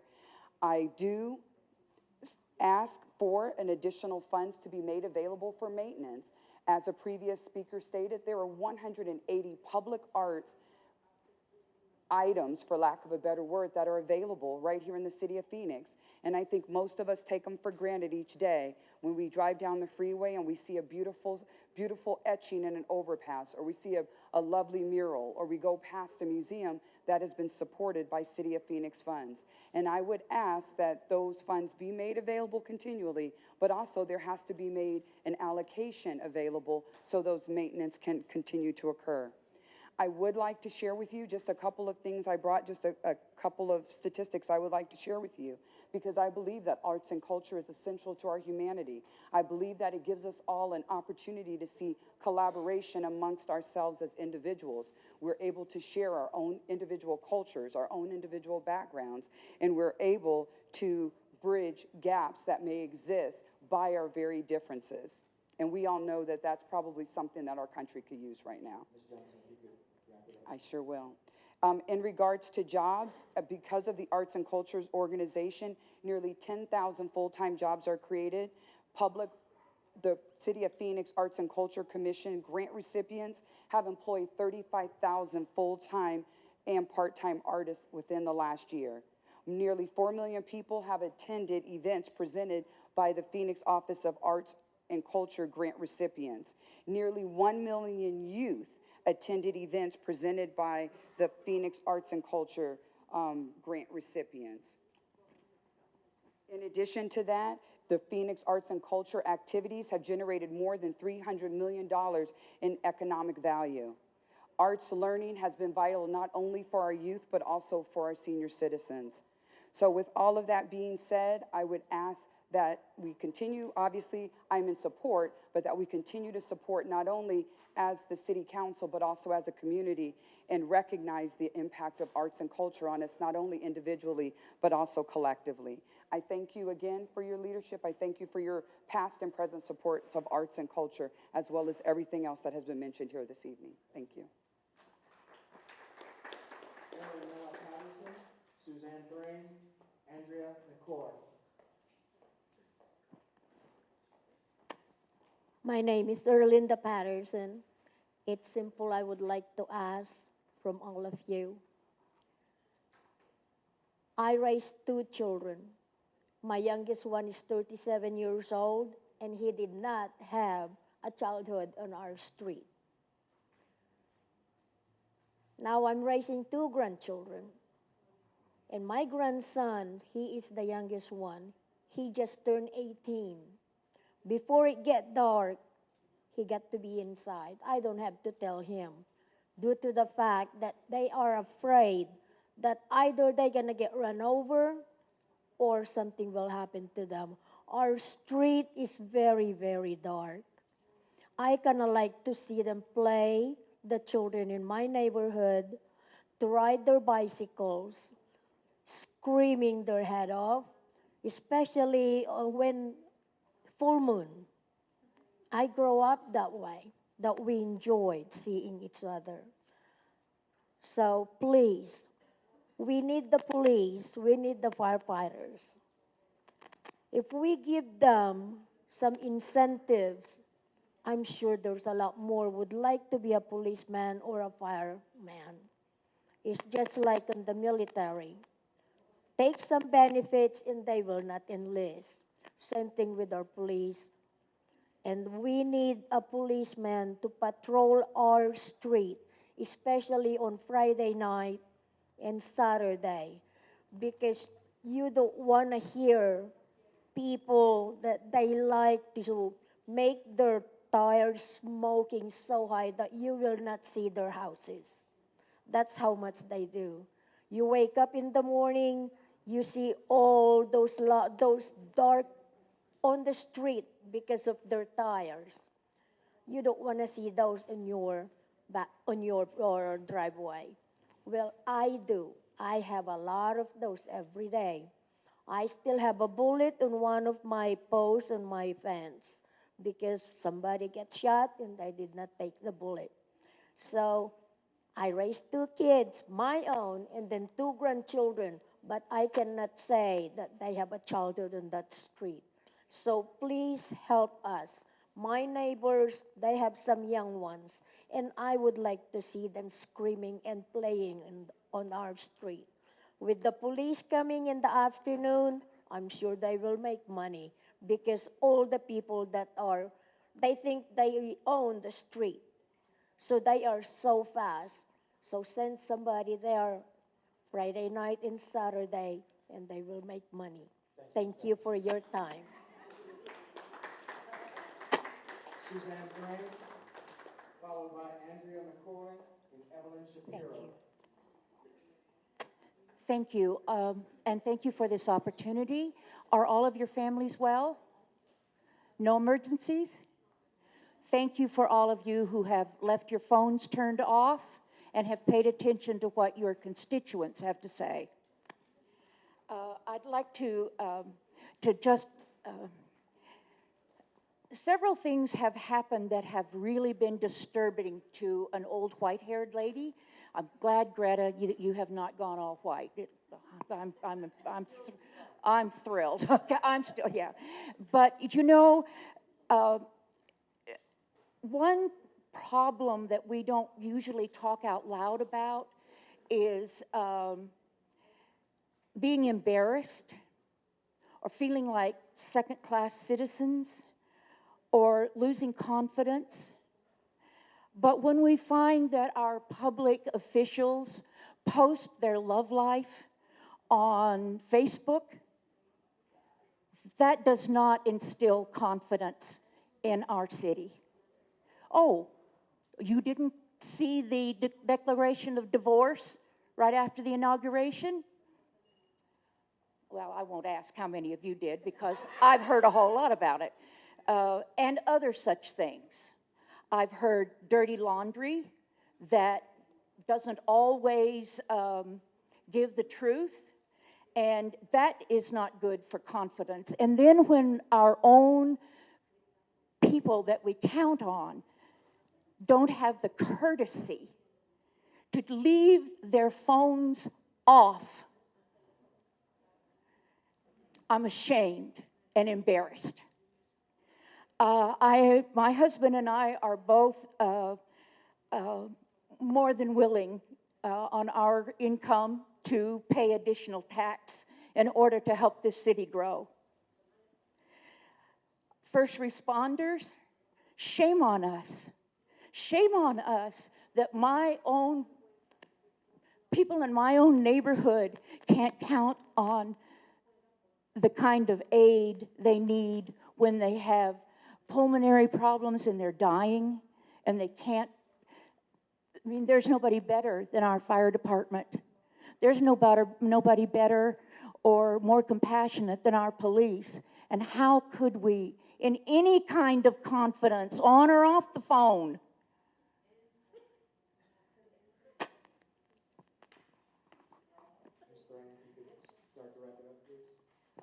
give that a whirl. One of the things that I haven't heard us talk about in a really long time is the number of landlords who don't come forward and register their rental homes. You're missing so much tax there. You could hand the police department and the fire department $34 million each if you would just even notice it. Do you know that the county fellow said, if he could pay me to call in my quadrant, in my little square mile, okay, that's 1/4 of a mile, there were registered 4 landlords. 4. I got more than that on my street. What do? Nothing. There's revenue. There's revenue. And then we are so penny wise and pound foolish when we sell 3 police helicopters. You got pennies on the dollar. Do you know? You find out. You ask all of your council people, how badly has the air unit been cut back to the point that one of the main things that's left is to protect the backs of our men and women as first responders. It is so, I'm ashamed. I'm ashamed. Shame on us, all of us. And you know what? I had to come here tonight. I've lived in this city 40 years. I had to come here tonight to find out, hey, Fernando, did you know there's an illegal dumping program? News. I'd like to hear about that. And the reduced services. Have any of you had your home burglarized? Have you? Didn't it feel somewhat like you'd just been raped?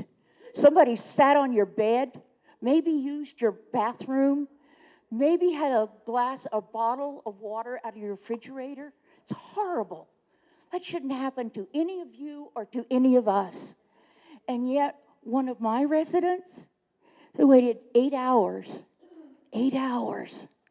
And the neighbors even saw the people who robbed them run out and get in the car. They knew what color the car was. They knew who, they saw the people.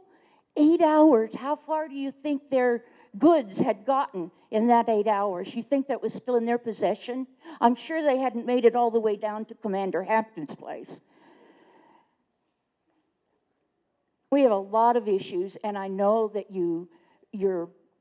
I know that your heart is for the city of Phoenix. And I believe yours is as well. We count on you to hear us and not be arrogant. Thank you, Ms. Lane. Andrea McCoy, followed by Evelyn Shapiro and Yerny Sanchez.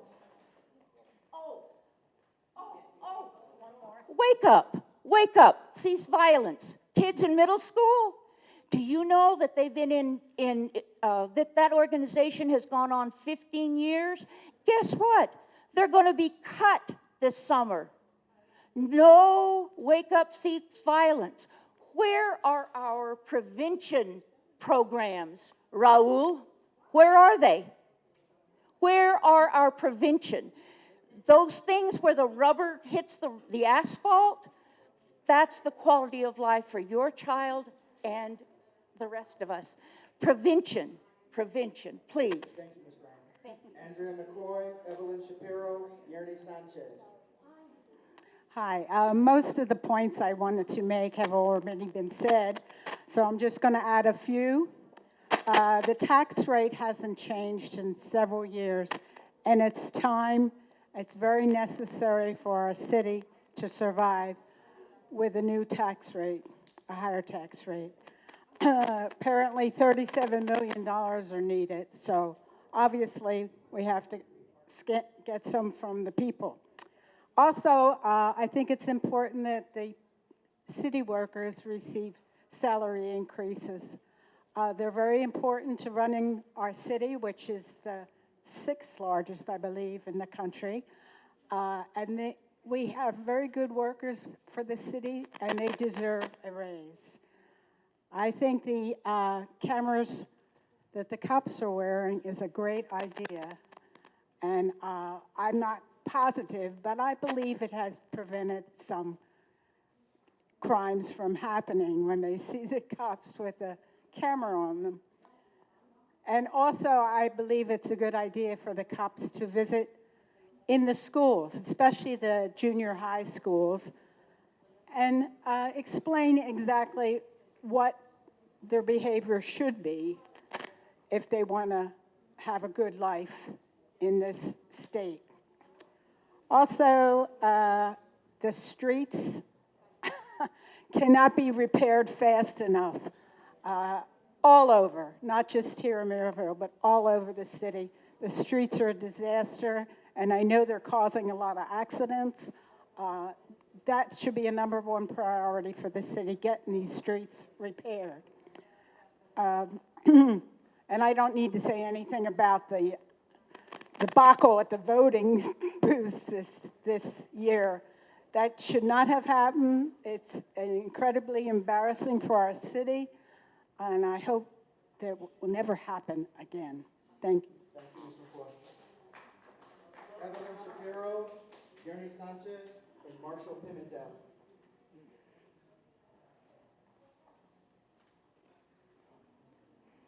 Good evening. I'm Evelyn Shapiro. I'm from the Maryville Precinct 800, and I am here because I'm also on the Village Planning Committee for Maryville. Some things that's been promised to us, Ed, has been promised that we would have the light rail out on 79th Avenue and McDowell Road, but it never occurred. Over here on Dunlap, they've got it. Now you're looking at that you're going to send it down South Phoenix. When you promised us, if we would work with you all and help you out, that we would be the next ones to get it.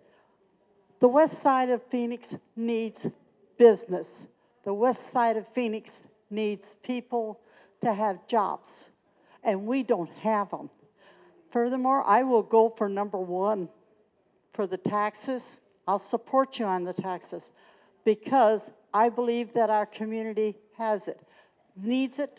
But the police department, the fire department, you've heard, so many shootings are occurring over here on the west side of town. Where's the police? There's only 72, I think. Mike, is there 72 only police officers that we have for the west side of town? Yeah. Okay. No. Well, anyways, very, very low. And it's one of the biggest areas. You all need to come over here and go for a ride with the police officers. See what's going on. Our police officers are wonderful. They're right here for us as much as they can, but they can't be everywhere all the time. Our fire department, 1 o'clock in the morning, they get calls for them to come, and so many of them are getting hurt. We need you guys to look at this. There's things that you promised us that would occur, and it has not occurred. To me, I want what is right. And also, I want to talk to you about a park. You promised, and we had a vote on it back at the bond issue. $87,000 was supposed to be given for that park. I understand there's over $3 million in that account right now, but no park has occurred at the 32nd Avenue and McDowell Road. Our children don't have any place to play. The other thing I want to talk to you about is volunteerism. You all know how much money you're getting saved a year from the volunteering all over? I know that you're getting quite a bit just from one little area. And that's from the Ed Pasteur pedestrian bridge. And thank you, Laura, for getting us a partner for us. Last 8 years, we have taken care of that bridge, made sure the graffiti was off of it. Last 8 years, we've also had the children picking up. And I say children, these are kids that from the 6th grade to the 10th grade. They pitch in and help out. Now we've got additional. Isaac Middle School has decided that they want to be part of it. Look at all the volunteering and all the benefits that you can give to these kids and make them feel needed. Have more volunteer programs that can look at them and recognize these kids for the good that they're doing. Maybe not just at the council office, but how about at their schools? How about a councilman come to the school and give them a certificate for what they've done? Recognize kids for the positive, and you'll have less negative. You're welcome. Randy Sanchez, Marshall Pimentel, Bill Shield. Hello, good evening. My name is Yenny and I'm 18 years old. I'm representing ACE, Arizona Center for Empowerment, and also Franklin Police and Fire High School. I'm here to talk to you guys today about the budget cut. I think it's very sad because I'm training to be an officer when I grow up. I don't want to cry. But it's really important to me to help the community, and that's what I'm trying to do for everyone. And if there's a budget cut, I think that's a little discouraging. I'm not saying it's all about the money. It isn't, because when you become an officer, you know what you're against too. You know what things could happen to you on the streets, but you do it for your family, to keep your family safe, to keep your community safe. And we're your guys' children. If there's a budget cut, a lot of things happen, not just with police officers or with the fire department, but in schools. Currently, in your preschools and Head Starts, the budget cut is affecting everyone, not just police officers and firefighting. It's affecting every kid in our Phoenix Union High School district. Because currently, my little sister, she's 5 years old and she's in Head Start, and they're teaching her with videotapes. They're teaching her the ABCs with videotapes and not actual teachers and stuff. She does her homework on videotapes. Like, how is she supposed to learn with that? And so, as I said before, I'm 18 years old, and I represent Franklin Police and Fire High School. Thank you. Marshall Pimentel, Bill Shield, Vera Diana Hernandez. Hello, my name is Marshall Pimentel. I'm a resident of Glendale, this district, Legislative District 29. I also grew up on the south side and grew up in this community. I am also a representative. I am the president of AFSCME Local 2384, who represents the blue-collar employees of the city of Phoenix.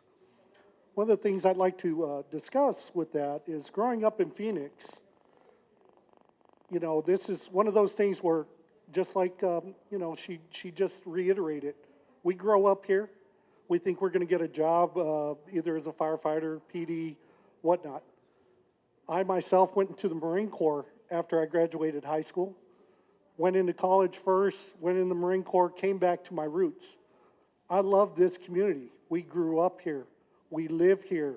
We grow here. Our children grow up here. One of the things I'd like to say is that the people who provide the service of the city of Phoenix are also your neighbors, your family, your friends. We have a vested interest in this community. As a representative, I don't just represent the employees, I also represent the community. The services that we provide have to be the best services for everyone. I commend the council. I commend our city manager for giving a great presentation of what's going on. I see a lot of our directors sitting in the back here listening to what's happening. They have a hard job to do with all the cuts that have been happening and how they provide those services. But as my colleagues at Police and Fire, what they had mentioned was that, and what the community talks about also is safety, public safety. Now, public safety is a team effort. All of us provide that effort, and with the employees, remember, it's not just fire, PD, but we also provide that clean water. We also make sure that these streets are pothole-free. We make sure that the traffic signals work. We make sure that where our wastewater goes is taken care of so that it's not a detriment to the environment. So a lot of our employees, believe it or not, the city of Phoenix as a whole is all about public safety. Every single employee cares about this community and they are part of the community. So with that, I just want to reiterate that sometimes we feel that, you know, are we taking the brunt of you know, taking care of all of us? If everybody did just a little bit, nobody would have to do a lot. Absolutely. So that's really what we're talking about here is community. We don't want to close down our senior centers. Absolutely not. We don't want to close down our parks and recs. We want to take care of our youth. We want to make sure that the graffiti and the blight is taken care of. All of those things are important, and however we can find those solutions, that's really what we want to work towards and figure out a way out of this mess. But one of the things that I hear a lot is about raising the taxes. That's something that we should consider as a community because we want the best services possible. And in order to get those best services, we have to have the best employees. We had a 93% approval rating for the services that we provided, and we will continue to do that. Regardless of the decisions that are made, we just want to make sure that we take care of our community to the best of our ability as a whole, all of us, doing what's necessary to make those sacrifices and make sure that we grow and continue our tradition of taking care of each other. Thank you. Bill Shield, Vera Diana Hernandez, William Bakehouse. Thank you, council members and city staff. My name is Bill Shield. I am here in my role as chair of the city's Historic Preservation Commission. And I've obviously been involved in city government for a long time. And I want to start out by thanking these council members, these city leaders who have kept our heads above water for the last 8 years in very difficult economic times. This council, previous councils, previous managers. But one of the things that's happened is we are 8 years out from the worst of the economic downturn, and we're still struggling to keep our heads above water. And so we're in this situation where we are facing potential additional cuts. We're pitting really life-threatening or life-saving services like police and fire against things that some people might consider luxuries like arts and culture or historic preservation. That's not how we build a great city. We need to have all of these things to be a great city. Maryvale deserves arts and culture as well as good public safety. They deserve to have their cultural and historical sites protected just like the central part of the city. And so we need to do that for the entire city, protect all of our programs. If we need to, well, I won't say if, we do need additional resources. And some speakers have said they are there to help sell that. I add my voice to that. I will be there to help you all get the resources you need to protect not only public safety, neighborhood services, but also the arts, culture, historic preservation items we need to be a great city. Thank you so much. Thank you, Mr. Shield. Viridiana Hernandez, William Bakehouse, and Rosa Persano. Viridiana Hernandez? She left. She left. She wanted to speak in regards to public safety being redirected or expanded to meet public safety needs and communities. Much needed reforms for body cameras and data collection. William Bakehouse and Rosa Persano. Hello, my name is William Bakehouse. I'm a proud Phoenician. I'm also a proud City of Phoenix employee. I've been with the City of Phoenix for 10 years, and we've gone through these very tough cuts. And we understand the City of Phoenix had to do what they had to do, and we proudly gave those initial cuts in 2008 to help. But we were promised it back. Let me tell you what I do for the city. I work in a small two-man shop. Me and my coworker, we take care of every City of Phoenix piece of equipment that is brand new. All the police Tahoes that get upfitted, we're the two guys that do it. All the vehicles that get damaged in an accident, we're the two guys that do it. And that's it. We used to have 6 people, and through attrition and cutting positions, we've gotten down to 2. Any given day of the week, we have over 40 vehicles in an accident process, upwards of 50 to 60 brand new vehicles in the back waiting to be upfitted, and numerous other vehicles waiting to be sent to salvage to help bring some money back to the city. And again, there's 2 guys that do that. We've been cut across so deep in every department that we have. These services are suffering, and as proud employees, we don't want that to happen. And so we come to you and we say, please, citizens, council, approve this tax increase to bring all the services and all these employees that love to do their job and love to serve their community, bring us back, bring us in, and let us help do what we need to do. Thank you. Thank you, Mr. Baker. Rosa Persano, followed by Omar Henses and Freddy Huerta.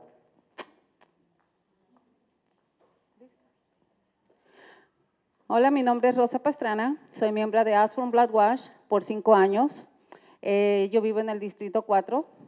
Hello, my name is Rosa Pastrano, and I live in District 4, and I am part of the Block Watch. ¿Cuál es el nombre? Osborne Block Watch. Mi comentario es para darle soporte al señor que estaba hablando de los homeless. Yo veo que mucha gente no está hablando del tema de los homeless. What I want to talk is about the homeless. I see many people are not talking about homeless, but there was one person talking about that. Y creo que es ahorita un problema muy grande que ha crecido últimamente porque inclusive han atropellado gente cuando yo he ido por la 35 Avenida y McDowell, Distrito 4, 27 Avenida y la Indian School. Hay mucho homeless y mucho crimen, mucha prostitución que es Distrito 5. También, And there is a lot of homeless on 35th Avenue and McDowell, 27th Avenue, Osborne? Indian School, and they are run over by cars, and they are there's a lot of crime, and there is a lot of prostitution. Entonces, yo no veo que se esté trabajando mucho en eso y yo creo que también la comunidad tenemos culpa porque pasamos y les damos $1 y $1. Entonces yo creo que también nosotros tenemos que poner de nuestra parte, pero también ustedes tienen que poner de su parte. I think we both have to put, put something, both the community and you, because you have to help us out, but also people, the community, give them $1, $1. So you give them money and they are still there. And also we need your help.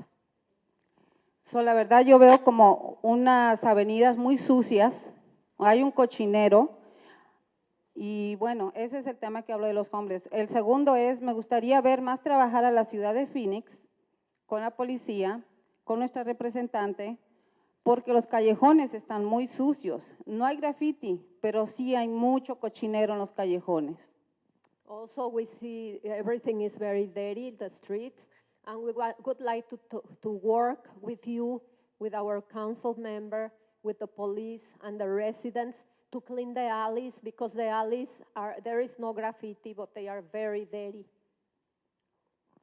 Ahorita se han hecho en un año dos o tres clases de PNP Neighbor Patrol en español, y si los concejales, la policía, trabajáramos más juntos para unir esa gente que no nada más fue a agarrar la clase, yo creo que pudiéramos tener una ciudad más limpia, trabajando juntos para limpiar esos celis y limpiar el área de donde están los homeless.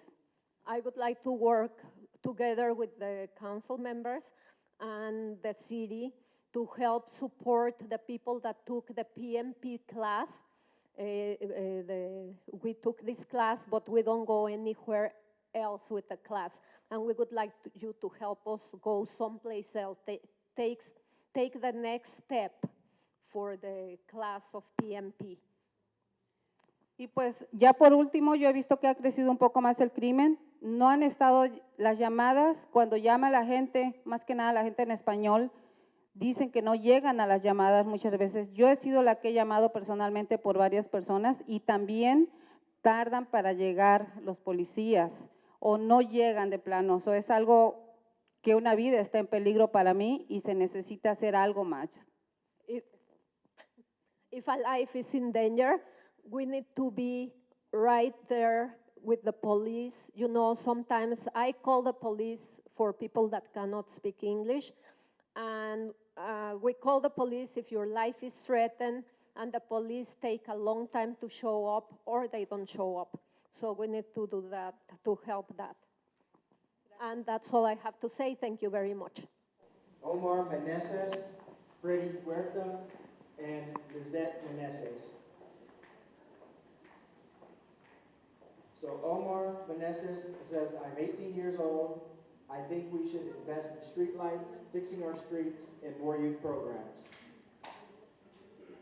Freddy Huerta, I'm 17 years old, and I believe that money should be invested in youth programs to help decrease teenagers being in gangs and teens being involved with drugs. Lizette Meneses, I'm 20 years old, and I think we should invest money in more youth programs and fixing up parks and fixing streets around where I live. Margie Faulkner, signs to slow traffic through the neighborhood, police presence, increase patrol to catch speeders, fix potholes in my neighborhood between 67th Avenue and McDowell and Thomas. Darren Warren chose not to speak, spoke in favor of raising the property tax and restoring employee concessions. And Yvonne Romo,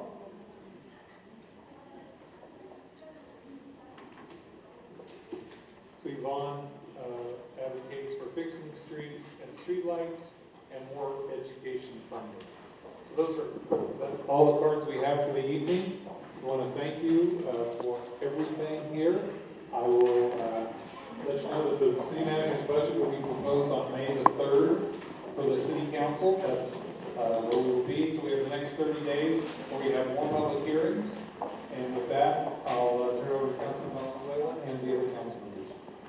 I want to thank you, Ed, Mr. Zerker, and Jeff, our budget director. We have so many other directors that are here, Lee Garrison, Chris Howard,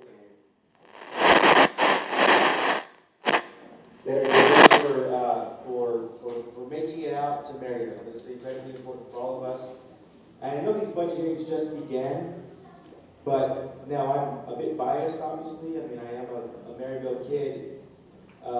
It's really great to see that, you know, we've been here for about 2.5 hours, and we still have this many people in this room. This budget will have the fingerprints of the people in this room on it, just as the last several have, and it's because you've taken the time to come out. I do want to recognize, and you know, we deserve, this man deserves some recognition. Craig Tripkin was a longtime council member here with the city of Phoenix and continues to advocate for our community. In fact, speaking of the past, so Councilman, thank you so much for being here. And I know it's getting a little late. I'll pass it over to my colleagues who share the responsibility of Maryville, and we're fortunate to work together. Thank you for being here.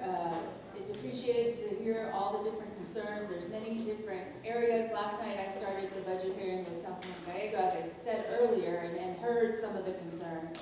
But I have to tell Rosa that I was all in the 27th Avenue from McDowell down to Van Buren, all in that area today.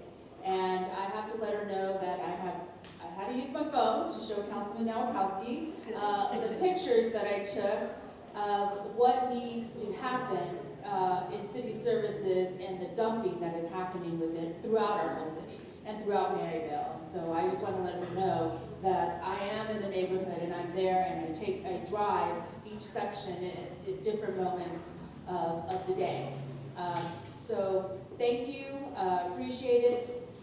We have, I think, 17 more to go, and so we just started. Thank you. Well, first of all, I just really want to thank you all for coming in. I have about a little over 4 pages of notes from different concerns. But what's really important is that the faith that people have in the city of Phoenix, the faith that you have to come out here and voice your opinion, and to tell us what we need to do as a city. We heard you loud and clear that we made promises. We made promises to our employees. We made promises to you, the residents of Maryville and the city of Phoenix. And one of the things that we heard very loud from the Maryville activists is that we did promise you a light rail. And we will continue to fight and find that funding to make sure that we get that light rail, especially after driving out here today. We were talking with myself and Ed Zerker how the traffic, it's a parking lot on the I-10. And you know, it's a shame.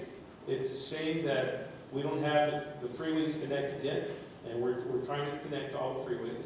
And it's a shame that we don't have light rail going down the I-10 all the way to 79th Avenue and creating that economic engine for the Maryville area. And we will continue. I know my colleagues up here and myself will continue to fight to make sure that we have that funding for the light rail and that economic machine that we need for the Maryville residents. The other thing is I hear you loud and clear in the passion that people have about public safety. And you know, those individuals that put on that uniform every day to risk their lives for us. And I know how important it is that we heard that people are waiting 8 hours and sometimes not even police officers not even showing up. It's just that they're so short-handed right now. And we're trying our best.